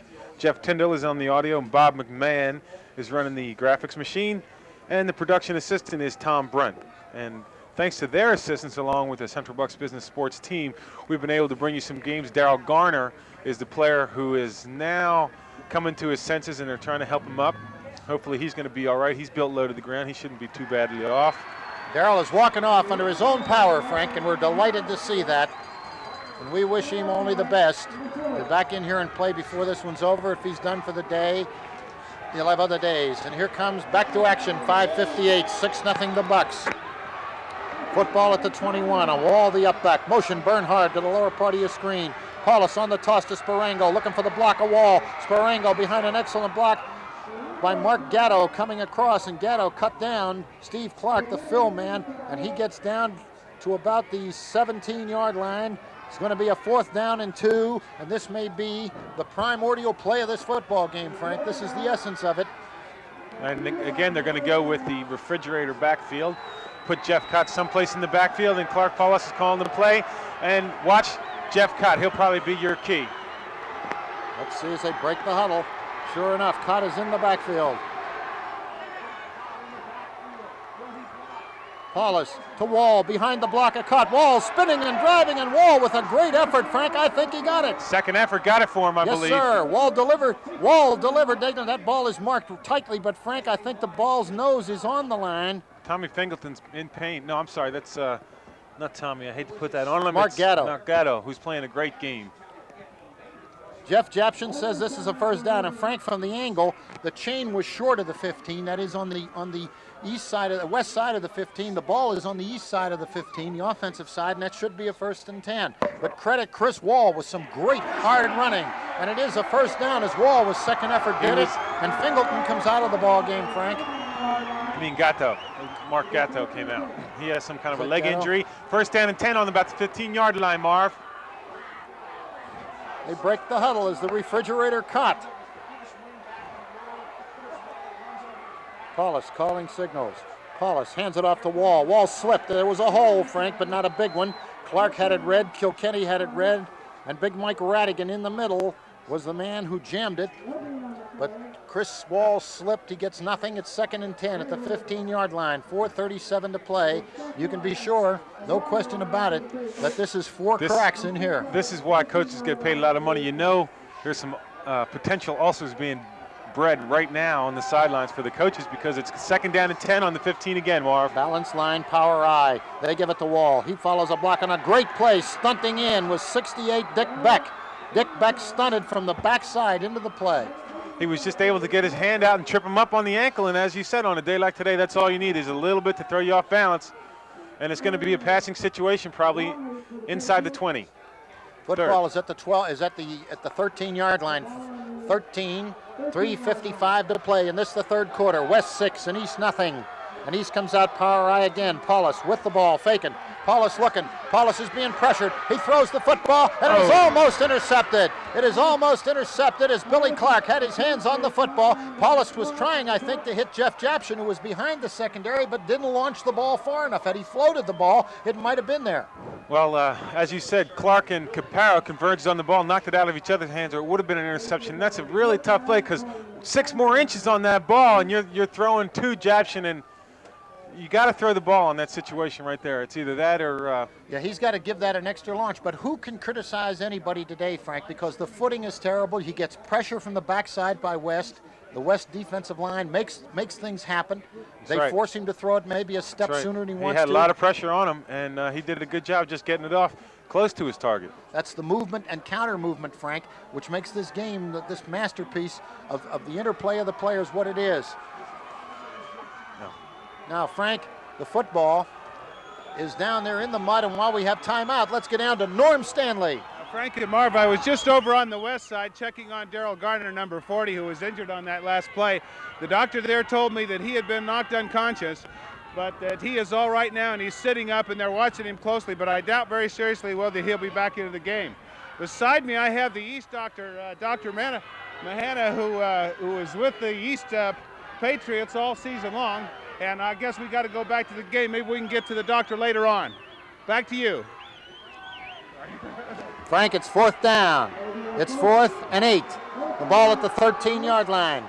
Split backs, Bernhard and Wall behind Paulus. Paulus back to throw, has some pressure, fires the football. There's a man open in the end zone. Oh! Very close, Frank. The ball actually got over Billy Clark's hands, and Sparango had the shot at the football, and it just slipped away from him. That could have been a touchdown. He put it about the only place he could put it, and it was out of bounds. Regardless, had he caught it or not, it would have been a super catch, but he probably would have come down out of bounds. It was an exciting play up here, and unfortunately for East, they couldn't get it in. Frank Sparango should have no bad feelings. He has been a tough kid all day. He's caught passes, he's run well, and that was a great defensive stand by the Bucs.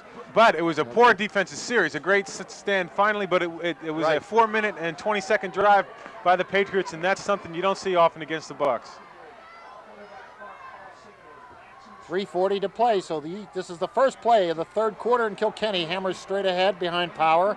Gatto is there for East, and at the bottom of the pile, once again, Steve Schilt, the defensive tackle, who's played very, very well all day long for East today. I have to credit Kilkenny, Caparo, and Radigan right there for that play. I mean, they just laid a block on the whole side of the defensive line right there. Easy work for the ball carrier. So Kilkenny driving, his legs turning, hammers the football from the 13-yard line up to the 20-yard line, 7 yards, 2nd and 3. Give it off this time inside. Jeff Cott is there. Cott and Knorr fired in and delivered mighty blows and stopped that in its tracks, Frank. No gain. It'll bring up a 3rd down. In fact, a loss of about a half a yard. And I'd say, Frank, it's 3rd and a long 3. Or a short 4 in a big play if East can hold here. That's right. But the Bucs have been trying, Frank, with that drive, which ate up that. They've had 2 plays in the third quarter, and that's something Mike Pettin doesn't like very much. He likes to get these. Has great offensive striking capacity. He's counting on this 1st down. Here's the very big play for the Patriots and the Bucs. It's a keeper by Clark. Clark reverses his field. They're trying to chase him down. He has running room, breaking down, good tackle, and he is dropped. He is dropped, Frank. He has the 1st down. With a late hit. He has the 1st down. A super play by Steve Clark, Frank. As he came back, he was caught in the backfield, reversed his field, wheeled back to this side. Patterson came up, made a good deliberate tackle, did not want him to get out. And Frank, we got a 15-yard late hit penalty here. Well, you know, you think you get the guy bottled up, and all of a sudden he breaks out to the other side, which is a play only a superb athlete could make, and it is just that. It's frustration, and no bad remarks to East right there. They were just trying to put the hit on him good and clean, and it came a split second too late. Patterson, I think, made a very wise play, making that open field tackle, sure, because if you go for the gamble, he may already have the 1st down. He breaks it up further. So there's a big break for the Bucs on the late hit, gives them field position. Let's see what happens now. They look like they're in gear. On the draw, waiting for it was Gatto, and he drops Donovan in the backfield. With the flag down, Marv. Didn't see it, Frank. Where is it? It's the line judge, I believe, threw it. So it is against CB West. That's a holding penalty. That could be big. But with that touchdown run by Donovan, that's the previous play was the biggest play of the game by Clark right there. If not, it's 4th down. They got a punt, and East has field position. Instead, it's going to be a 1st down with a 15-yarder tacked onto it. Now we'll see what this penalty is. They're talking to Captain Japshin of East, and he has played superbly all day and inspiredly, as has this East team and the Bucs at this point with a drive on. They get a penalty, Frank, procedure penalty against the Bucs of 5 yards. And so the football is moved now to the 37-yard line of the Bucs. 2:10 remaining in this, the third quarter, and plenty of football left in this one. Plenty of it as the Bucs offense is Steve Clark's brilliant play. Trapped, spinning loose and getting out and getting the 1st down. A great individual effort. Clark the credit. Unbalanced. Adjustment. Clark back to roll. Has some pressure. Throws the football. Long and deep. Man wide open. He catches it. Drew Wolf all alone as he got in behind Robbie Cronin, and Drew Wolf has the football at the 32, and the first pass that they throw all day is complete for big yardage to the 32-yard line. And the big thing about it was that Clark has twice made great plays. The individual play for the first down, and then the rollout on the pass. Brilliant play by Clark. Wolf very sure. Poor Robbie Cronin, he had the guy covered. When Rob Cronin turned to look back for the ball a split second after Wolf did, it came over his head as he was turning around to look at it, and Wolf caught it for a first down. 31-yard line of East. The Bucs are on the roll. They toss to Donovan. He's tripped in the backfield. Great play by Jeff Japshin. Japshin absolutely stood Kilkenny's block and came by and knocked down the tailback Donovan, and the loss on the play of a yard moves the football back from the 31 to the 32, maybe a yard and a half. A good coaching point in that, Marv, is he took that block on with his inside shoulder, kept his outside arm free, and enabled him to make that tackle.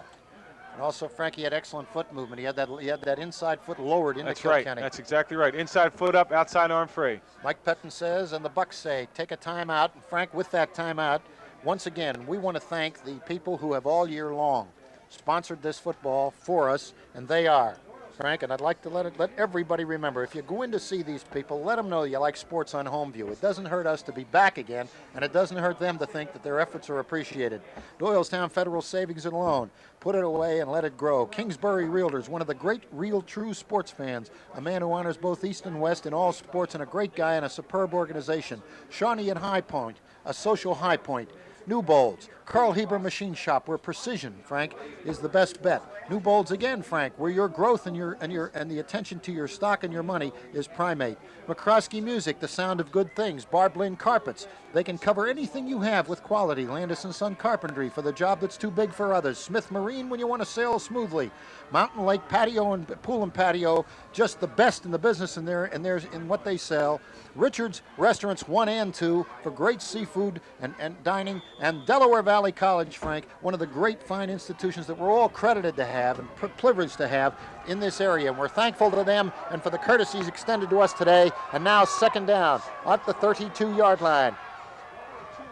Clark is going to roll. Clark is being met and dropped as he gets about 2 yards. And Frank, again, Eric Knorr, Steve Schilt, and Teddy Dennis moving in to make that hit. Teddy Dennis had a really nice play right there. He came up, took the lead block on, stood up the blocker, and was able to slide off to the inside to make the tackle. Great play by Teddy Dennis. There's an equipment timeout here, Frank, because Kilkenny has something. There's something that has broken down. The official has called timeout. There's third down and about 9 yards to go for West, and the ball marks at the 30 with 47 seconds to play in the third quarter and a 6-0 Buck lead. I'll tell you what happened to Kilkenny. Teddy Dennis hit him so hard he popped the buttons off his chin strap, and he had to go get a new one. That is the Frank Case button popper. That's right. He gets a button popper award. Frank, there's so many fine seniors on both teams this year. It's not going to really ever be the same when these two classes graduate, because they have brought tremendous glory and quality football to both schools. And I think nobody has any reason not to be very, very proud of the seniors. Not that the other players haven't done well too, but particularly this senior class of both schools has been an exceptional group of young men. Okay, Frank, third down, here we go. Clark calls it. Clark going to pass, Frank. He's dropping. He's throwing under pressure, and it is intercepted by Tommy Dennis. Tommy Dennis, the linebacker. Frank, the real pressure there came from Eric Knorr, who blew in again. Eric Knorr, time after time today, has been responsible for tremendous pressure. Knorr came off the backside. Clark threw it into the coverage, and East is intercepted. But it is 16 seconds to go in the third quarter. The football will be turned over to East at the 27-yard line. And I still say, Frank, the problem is much what you said at the beginning. When you get a day like today, it may almost be kind of an underlying way unfair to both teams to have to not give their full armory in this game. And Frank, the clock is winding down, and that's the end of the third quarter. 6 for the Bucs, nothing for the Patriots, as you see the two teams get ready to exchange the ends of the field, and the football will be into its fourth and final quarter of this fine football game as East and West meet again in the classic rivalry. And now, standing next to Norm Stanley down below us, is probably the only Princetonian, Frank, that we'll talk to. Probably the only guy with his feet on the ground that ever went there, Dr. Vince Mena.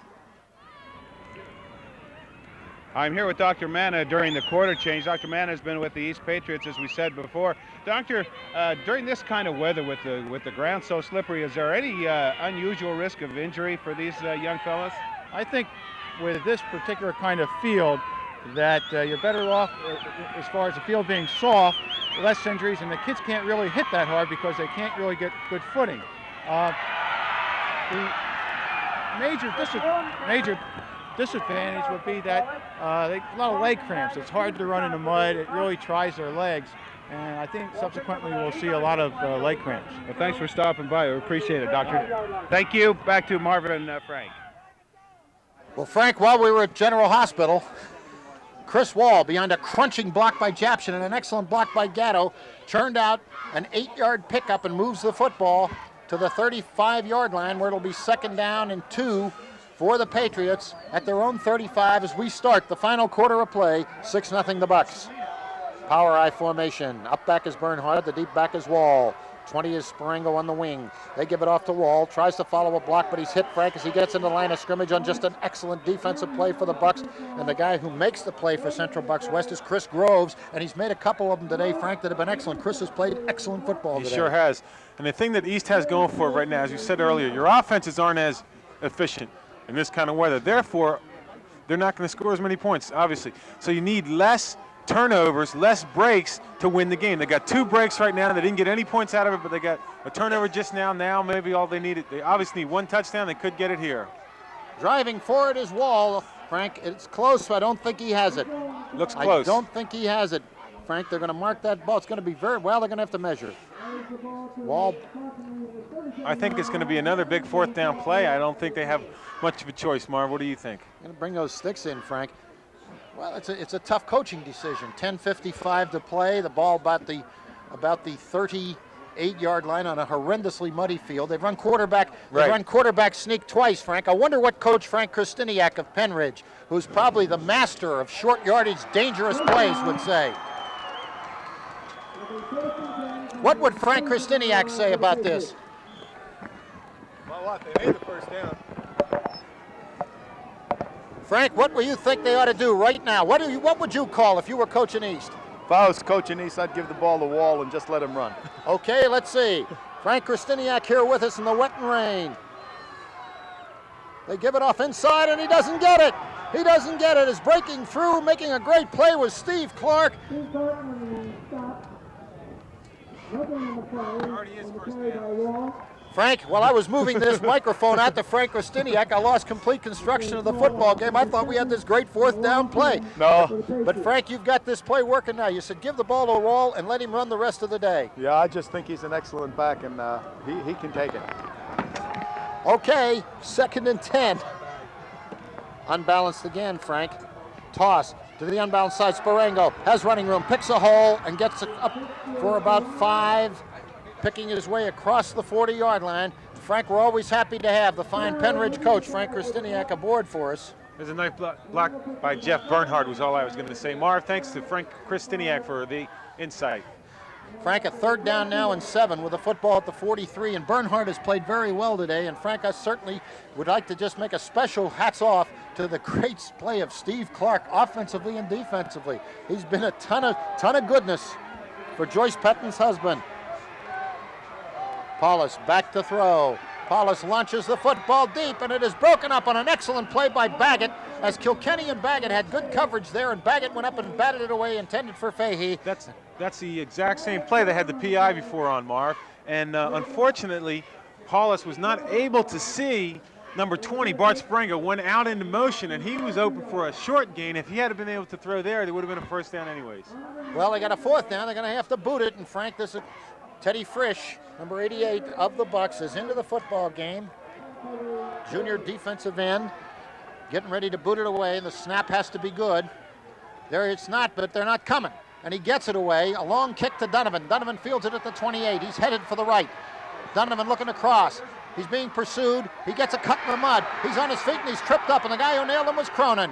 Cronin came in with good punt coverage as Donovan made his mind up to break it back into the lane he saw, and he moves to the 40, and it's 1st and 10 for the Bucs on another wonderful run by Dynamite Donovan.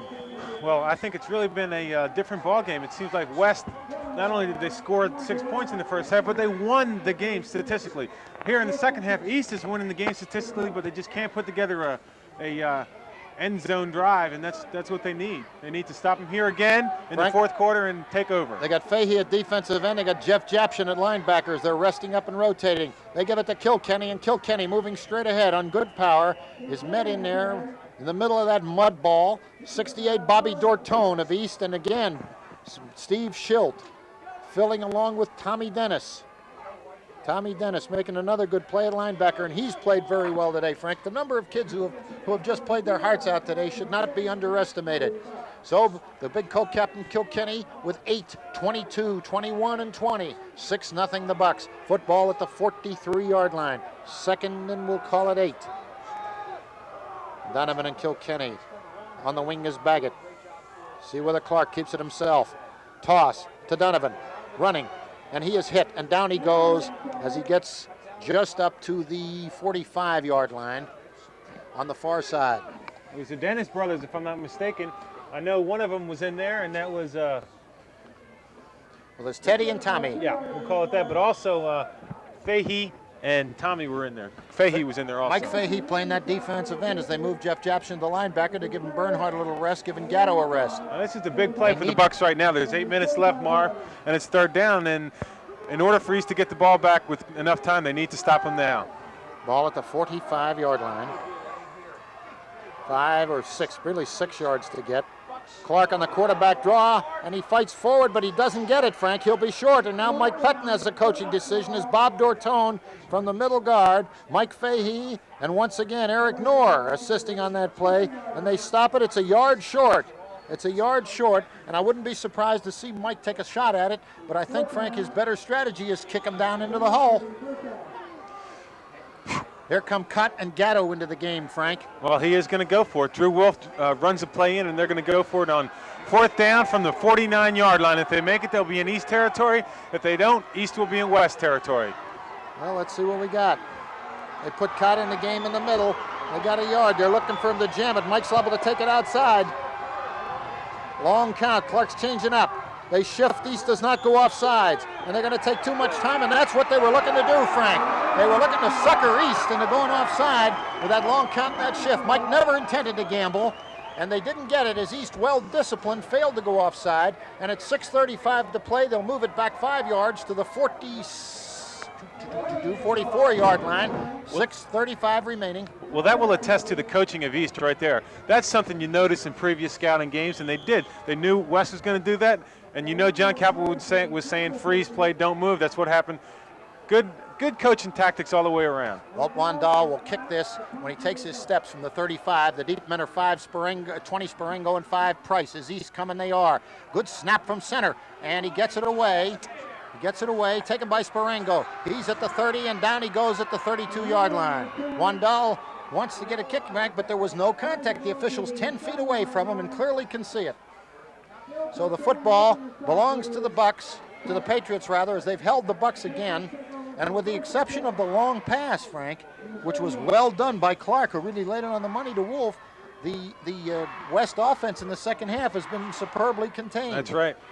But now the West defense, which has not yet been scored upon today, and they've been excellent when they've had to be, bend but don't break, they look it over. I formation, Paulus to Wall. Wall getting to the outside. Wall with some room to run, breaks it up and gets about 5. Chris Wall cuts across the 35 and we'll mark it at the 36-yard line. We're going to give him 5 yards on that play. Great cut by Wall right there. So happens so often is everybody gets banged up inside, and he just cut to the outside for about a 6-yard gain on first down. Now it's 2nd and 3 or 4. 2nd and 4 as they break the huddle, and this is it for East, I think, Frank. 5:30. If they don't do it now, it's done for them. I can feel the excitement building, Marv.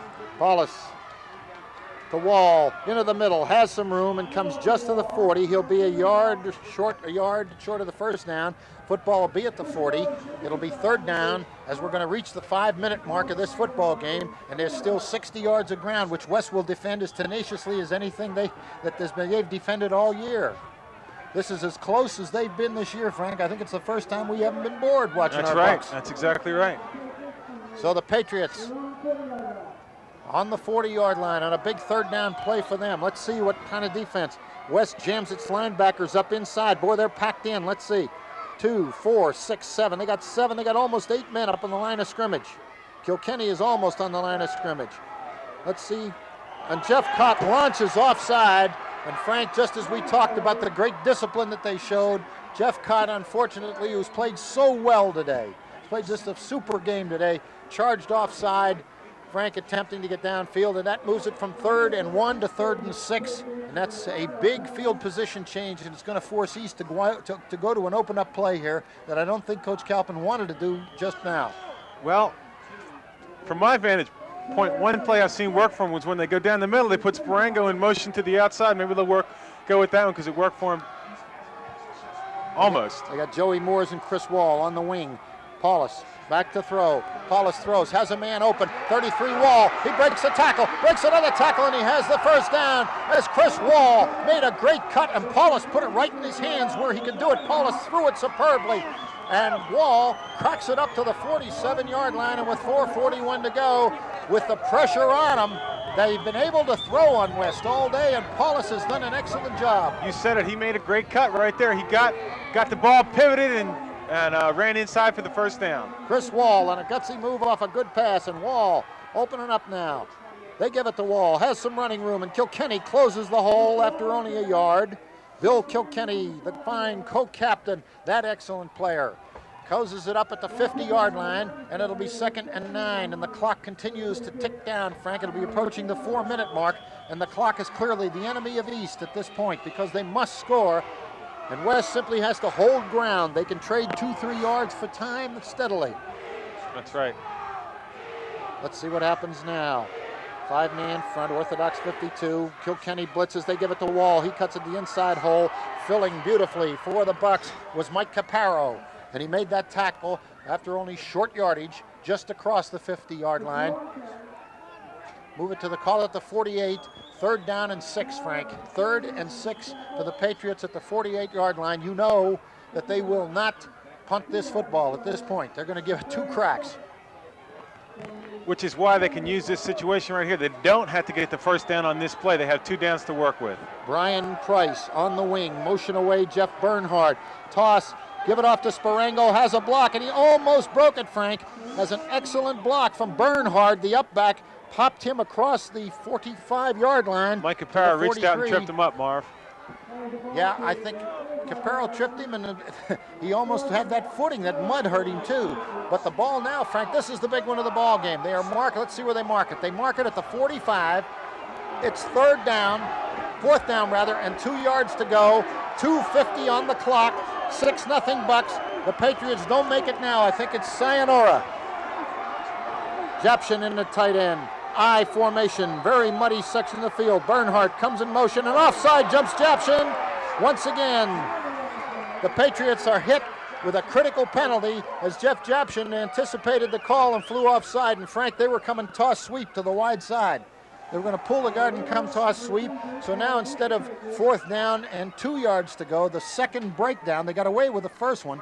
The second breakdown now puts them into a tough situation where they are at the 49-yard line, and West takes a timeout. With 2:38 to play, the Bucs take timeout, and Mike Pettin says there's 8 yards here. That's all we have to defend. They can wrap this game up. I don't think East can get the ball back again, barring a big break. And at this point, Frank, if you take a key look at this, Pettin has to be in the huddle telling them, hey, every possibility on pass coverage. They've got to throw the ball.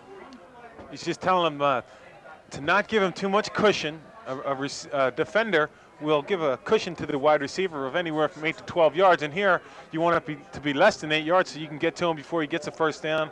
And he's also yelling at his defensive lineman, too, to give him a rush. Because those 2 things, good secondary coverage and good pass rush, are going to determine the fate of this play right here.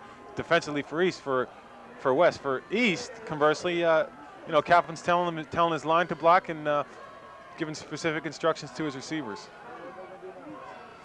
Frank, 2:38 to play, and if you take a careful look at this football game, it's amazing the amount of time of possession in the second half. I know. As I said, East has clearly won the second half of the ball game. Statistically, point-wise, it all amounts to nothing. But it all comes down to this play right here, 4th and 8. Frank, Mike Pettin has made an interesting change. He's put a clean jersey in there, 42, Randy Cuthbert, and Randy Cuthbert through the year has been better and better at pass defense every ball game, and that shows you what Mike's expecting. He's going to put a fresh man with fresh legs, not so much mud, not so much weight. Let's see what the Patriots offer. Brian Price is wide to this side. Japshin the tight end. Wall on the flank. Single setback is Bernhardt. On the wing is Sparengo. Paulus throws the football, and it is, it should have been intercepted by Clark. It slipped off his hands, and it fell toward number 20, Sparengo. Clark did a great job of coverage, and even if Sparengo had caught it, Sparengo would not have had the first down. So with 2:33 in this football game and a 6-0 lead, the Bucs, undefeated and ranked first, have held off another thrust by the crosstown rival, the East Patriots, who have played a great second half. And at this point, Frank, the Bucs only have to eat down, I'd say, about 1.5 to 2 minutes on this clock. And that they're very capable of doing because they have good field position. Well, I think some of the fans agree with you because they seem to be heading out. But I disagree. I think it's going to go all the way down to the end of the game, and I'm staying till the end. Well, Frank, we've never left one so far. But this has been a heck of a football game, and there's plenty of credit for both football teams. Plenty of credit to be distributed all around. All right, let's see now. Will the Bucs go with power with Kilkenny? They've opened up with a big hitter with him early. They give it to Kilkenny. He bangs forward, breaks one tackle, gets a couple of yards, picks up maybe 2 or 3 yards. But more importantly, keeps the clock running with 2:20 left. The clock is ticking away, Frank. Every tick of that clock is another dagger in the heart of East. 6-0 the Bucs. They deliberately, patiently excise that clock. 2nd and 8. Football, 49 of East.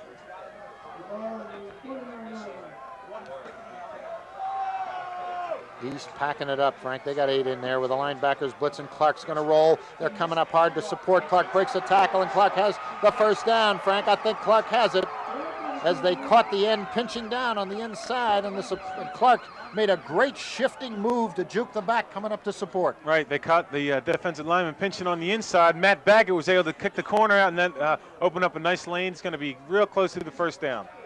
I think this one, Frank, at 1:45, with the clock stopped just for the purpose of measurement. This one now belongs to the Bucs. But this has been a great football game, played in absolutely horrible conditions. It's a first down for the Bucs as Steve Clark, who all day long, I think, Frank, if he had to single out one guy who at critical moments in this game has made critical plays and has been brilliant, Steve Clark gets that medal. Remember that keeper, Frank, where he was locked in? Could have changed that. That could have made the 30 yards difference on that last drive. Along with the touchdown, I call that the most important play of the game. Donovan's super run, picking his lanes behind Beck's big block. But otherwise, the East team has been able to silence West. They're jumping around back there. 1st and 10. Clark again on the quarterback draw, but moving through to nail him. From the backside was Dortone, the middle guard, as he digested that. And he stopped him for just the very shortest of gains in the middle of the mud. And East calls timeout, Frank. 1:17 to play. This, the 4th quarter of this football game. West 6 and East nothing. 6-0. Football resting at the 40-yard line of East. 2nd and 10. But there will be undoubtedly that West will run 3 plays here. They will not turn the ball back with there'll be no kicks. They'll run it and force East to use every timeout. Wonder how many timeouts East has left. 2? I don't know, Marv. I don't remember them calling a timeout.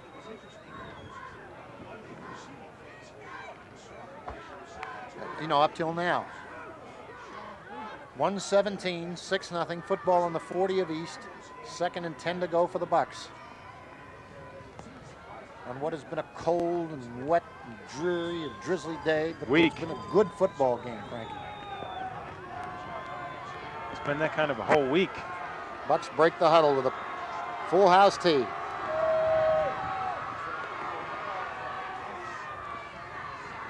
Fullback Kilkenny trying to bounce it to the outside, but they've jammed it again. And at the bottom of the pile for the Patriots is number 68, Bobby Dortone, who's played well, helped by Mark Gatto, and Big Jeff Cott would not be moved as he jammed the play.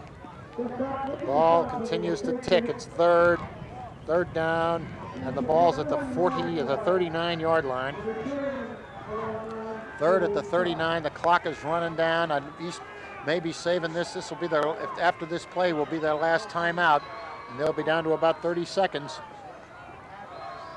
Clark calling the signals. All he has to do is fall on the ball, Frank. They don't have to chance a fumble. Clark keeps it, and he's dumped in the backfield. As blowing through to get him was Tommy Dennis from the defensive end position. Now East takes its timeout, and they force a 4th down play. And now Mike Pettine has his choice with 33 seconds remaining, and I think his choice will be not to kick the football and risk the block punt. I think he'll just eat this time up by having a safe kick. He'll tell that kicker if there's any kind of bad snap at all, fall on the ball. Get it away only if you see it clear. Tell them Walt Wandell, or they'll just run the play. Because the football's at the 41-yard line of East. I wouldn't be surprised. East is running a kicking team in, Frank, on your monitor, and you see John Calpin down below talking to Don Harm. He's trying to bring together his group, I think, to get them ready to go as soon as this whistle blows.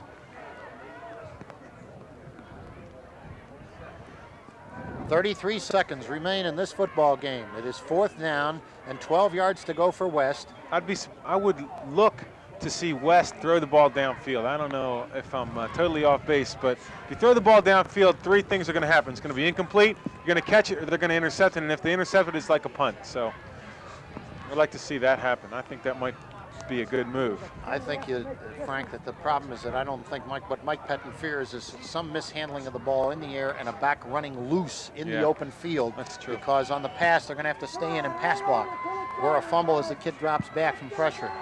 If Wandell isn't in the ball game, Frank, they may come quarterback draw or roll out. They're going to do something just to keep them in bounds and run some time off. 4th and 12. East with their secondary practically up on the line of scrimmage. It is the rollout, and that will not go anywhere, as being brought down is Steve Clark, and sandwiching the play, number 68 again, Bobby Dortone, who came through courageously, and number 54, Eric Knorr. And Knorr has been there time and time again today. And Frank, there's 28 seconds to play in this football game. East has recovered the football at the 45-yard line, their own 45. They're 55 yards from the goal line, and West is dropping their secondary back. They'll give them anything short. That's right, and they got 3 or 4 plays over here right now. Right now, they're just going to go with the rainbow Hail Mary over here to this side. Wouldn't be surprised if West picks it off.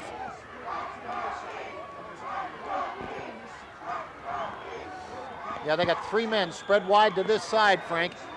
West with 4 men up front coming. There's a missed block, Frank. A missed block on this side. It's an incomplete pass. We don't know who that is, but he sure is happy. I'll tell you who it was, Frank. It's number 85 of the Bucs. That's Paul Shish, the young defensive end, as he slid off the block of Bernhard and went inside and put pressure, and Paulus never had a chance to put it up. It cost him 6 seconds. Paulus's arm coming forward, however, saved a bigger disaster. Shish just blew in. See, now they're going to wind the ball. They should be on the ball right now, I think. No, it's an incomplete pass, Frank. Oh, I see. I thought it was a fumble. Maybe he's asking for a new ball or a towel. Yeah, referee's time. He wants to make sure that he's got a good as ball as possible. I think the officials have done a super job in this game, Frank. I think it's one of the best officiated Bucksmont games, maybe one of the last Bucksmont games ever to be played. That's right. The Bucs may have won the last Bucksmont championship with the events that have been taking place. And I think rightfully so. I believe that there's become too big of a gap between the upper and lower echelons in the league. Courageous fans, Frank down below us in rain gear, who said, hey, we're not leaving till this one's over. Well, they got at least 2 or 3 more chances to throw the ball downfield. Fahey comes to the sideline. Do they have 11 men out there? They do. Price is on the wide side. Paulus back to throw. He's rushed. He's looking to throw screen. He's going to go down. He's going to go down, Frank. Dick Beck shut the door. Went through. Paulus had no chance. They were trying to throw a quick screen to this side, a wide screen, Frank, to the 3 receivers. They're going to downfield. 7, 6, 5. Frank, you hear the crowd counting it off. Paulus may or may not get it off. This is it, Frank. Paulus fires the football, and it is intercepted at the end by Kilkenny, but it'll mean nothing. The game is over. The Central Bucs West Bucs have conquered the Patriots of Central Bucs East with a 6-0 win. And I tell you, Frank, there is glory for both teams here. Neither team, as you see the jubilation and the disappointment, neither team here should feel in its own mind that they are the superb conqueror of the other, because both teams went at it today. They sure did. And this whole community can be proud of what these two football teams have done all year. And in this particular football game, hats off to the undefeated Bucs. We had the pleasure of being with them the whole year. But principally and formidably, Frank, we want to salute both teams, because John Calpin in his second season had a great year at East, and these kids came on at the end of the season and did well. And there is the traditional handshake, Frank. East really rose to the occasion, Marv, and I think it's really appropriate for CB West that the last 2 plays of the game were accentuated by 2 of the primary forces for West. Of course, the sack being by Dick Beck, and finally the interception to end the game by Bill Kilkenny. And it was really appropriate because those guys, along with Donovan and some of the other players, were the forefront and vanguard for CB this year. Well, there was some exciting plays, Frank, and some great individual players today. Steve Clark of Central Bucs West, time and time again, responding both offensively and defensively. Jeff Cott of Central Bucs East, who played brilliantly today, offensively and defensively. Eric Knorr. Dortone played a Bobby great Dortone, game. the middle guard. Dick Beck, time and time again, his crushing block to open the way for Donovan. For Donovan's 39-yard touchdown run, which remains the only score. As you see the coaches shaking hands with each other, the tremendous camaraderie, the friendship, and the spirit of the best of high school football as we take a break.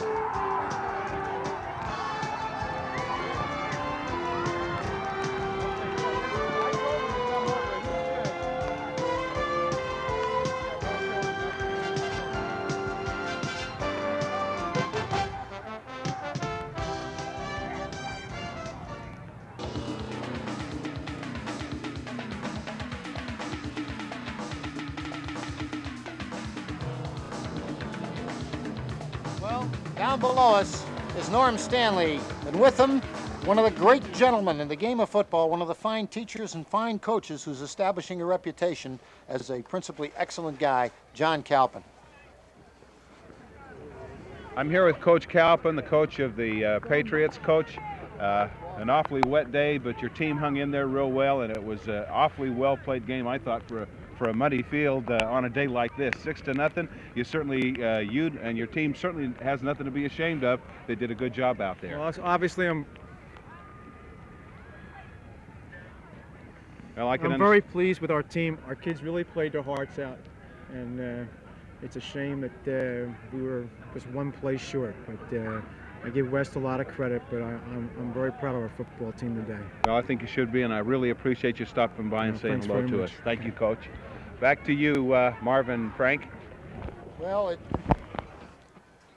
Frank, it shows, I think, some of the caliber of the men, the John Calpins and the Mike Pettins, who both teach and coach in this system. I mean, it suggests to us always that the men who have been associated with athletics in the Central Bucs West school system have been responsive not only to their kids, but to the highest quality and highest calling of coaching as a profession and of teaching as a profession. And I think that some of us tend on occasions to forget the tremendous time consumption and involvement that these men put in to produce this kind of team. This just doesn't happen by magic. And it's not just what the kids put in, it's the men who lead them. And we have the best led 2 football programs, Frank, in eastern Pennsylvania. There are other programs that function superbly, but there are not 2 programs in one community, Frank, which have the stuff that these 2 programs do. And I suggest probably that we ought to be very, very grateful in those times when we're forgetful for men like this. Well, John Calpin, of course, lost the game and is very disappointed about that. But aside from this final loss, he can look back on this season and with a sense of accomplishment and pride in what he and his team has done. He can take this offseason and really relax because he deserves a vacation. He earned it, and their team played well and with heart all season long. CB West, on the other hand, gets a few days to really celebrate before their kids slide into another program. And I just want to give my personal thanks to Home Vue and CB West and East and Del Val for allowing us to come into their programs and for the viewers to come into their living rooms and broadcast the games for them. And Frank, it's been another nice year doing it with you. I hope we'll both be in good health and back again next year to do it together. And I think the winter season's coming on us strong. There's a big program of basketball and wrestling and swimming and both men's and women's basketball that we're going to have for you, with a whole bevy of people bringing those things your way, and we're looking forward to that. I think probably, Frank, the thing that we'll miss the most today is the opportunity. No, we're not. Here it is. They brought him over, the ancient, 11-0, the winner and the coach of the first place football team in the state of Pennsylvania, His Honor Mike Pettin. I'm here with Coach Pettin, the coach of the victorious Bucs today. Coach, congratulations on an awfully outstanding season and a really tough win today in this weather. I'm sure you're proud of your boys. If you just wanted the winning coach out here, I didn't think I was going to be here. East played inspired football. It was a great football game. I think our guys were a little flat. However, when everything was on the line, and I think our people reflected on what we've done and what a loss would have meant to us, it would have taken a lot away from what we have done. I thought you saw us rise to the occasion. Well, I saw that, and especially there in the last quarter when there was an East drive or two. The Bucs hang in there very well, and they brought out a win, 6-0. It's a win. It was a tough game to figure what to call. We probably should have opened it up more, but it was just a situation. Like even in the second half, I second-guessed myself. We elected to kick off. It was our turn to receive. They take the ball, instead of getting them in the hole, which we thought would have good field position, they drive down and put us in the hole. So we earned every inch of turf out there today. I think we really had not been tested. And I don't think, I guess the season is fitting unless people get a little scared, and I think they'll feel a lot better about it, winning close and realize that it could have been the other way. And maybe they'll enjoy some of these lopsided ones a little bit more. Well, again, Coach Pettin, thanks for coming out here. Congratulations. It's been an awfully fine season. Right. I know that you were rated in the top 25. I think it was number 15, 16 in the USA Today, right. Top in the state. You've got to be awfully proud of this team overall. Yes. What we said all along, we couldn't enjoy it unless we were there at the end. Now, hopefully, we'll still be there. Before leaving, I want to, again, congratulate the East kids and their coaches on an outstanding effort. And those people who didn't show because of the weather missed one heck of a football game. Well, they certainly did. It's awfully cold. But again, congratulations and thank you for stopping. Okay. Back to you, Marv and Frank. Norm, we're privileged to work with you today because your on-field interviews are excellent. And we want to thank Mike Pettin, who has been a heck of a guy all year long. And Frank, we've been the kind of the voice of the Bucs this year because of the circumstance, and I think Mike's going to. No, stay down there. Mike was going to come up here, but we want to thank Mike for letting us be the voice of the Bucs this year. Frank, it's very nice to have been part of football in the Bucksmont, and as most of the fans know, the Bucksmont League right now is at the crossroads. A number of teams have dropped out of both the Bucksmont and the Chestmont. What it will be next year, we don't know. We're looking forward, however, to one thing, that both of these teams will return a number of excellent football players. And I think that there's no reason to believe that the caliber under coaches such as Pettin and Calpin, the caliber of football will decline at all just because of the change in the league. These two programs are solid base. That's right. And I think, Frank, that the only thing we can say is we close it out on a cold and wet and rainy day here today, which belongs to the Bucs 6-0.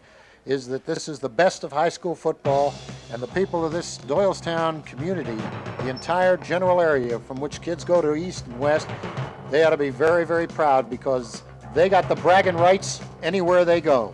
Frank Case, thank you for putting up with me all year, big guy.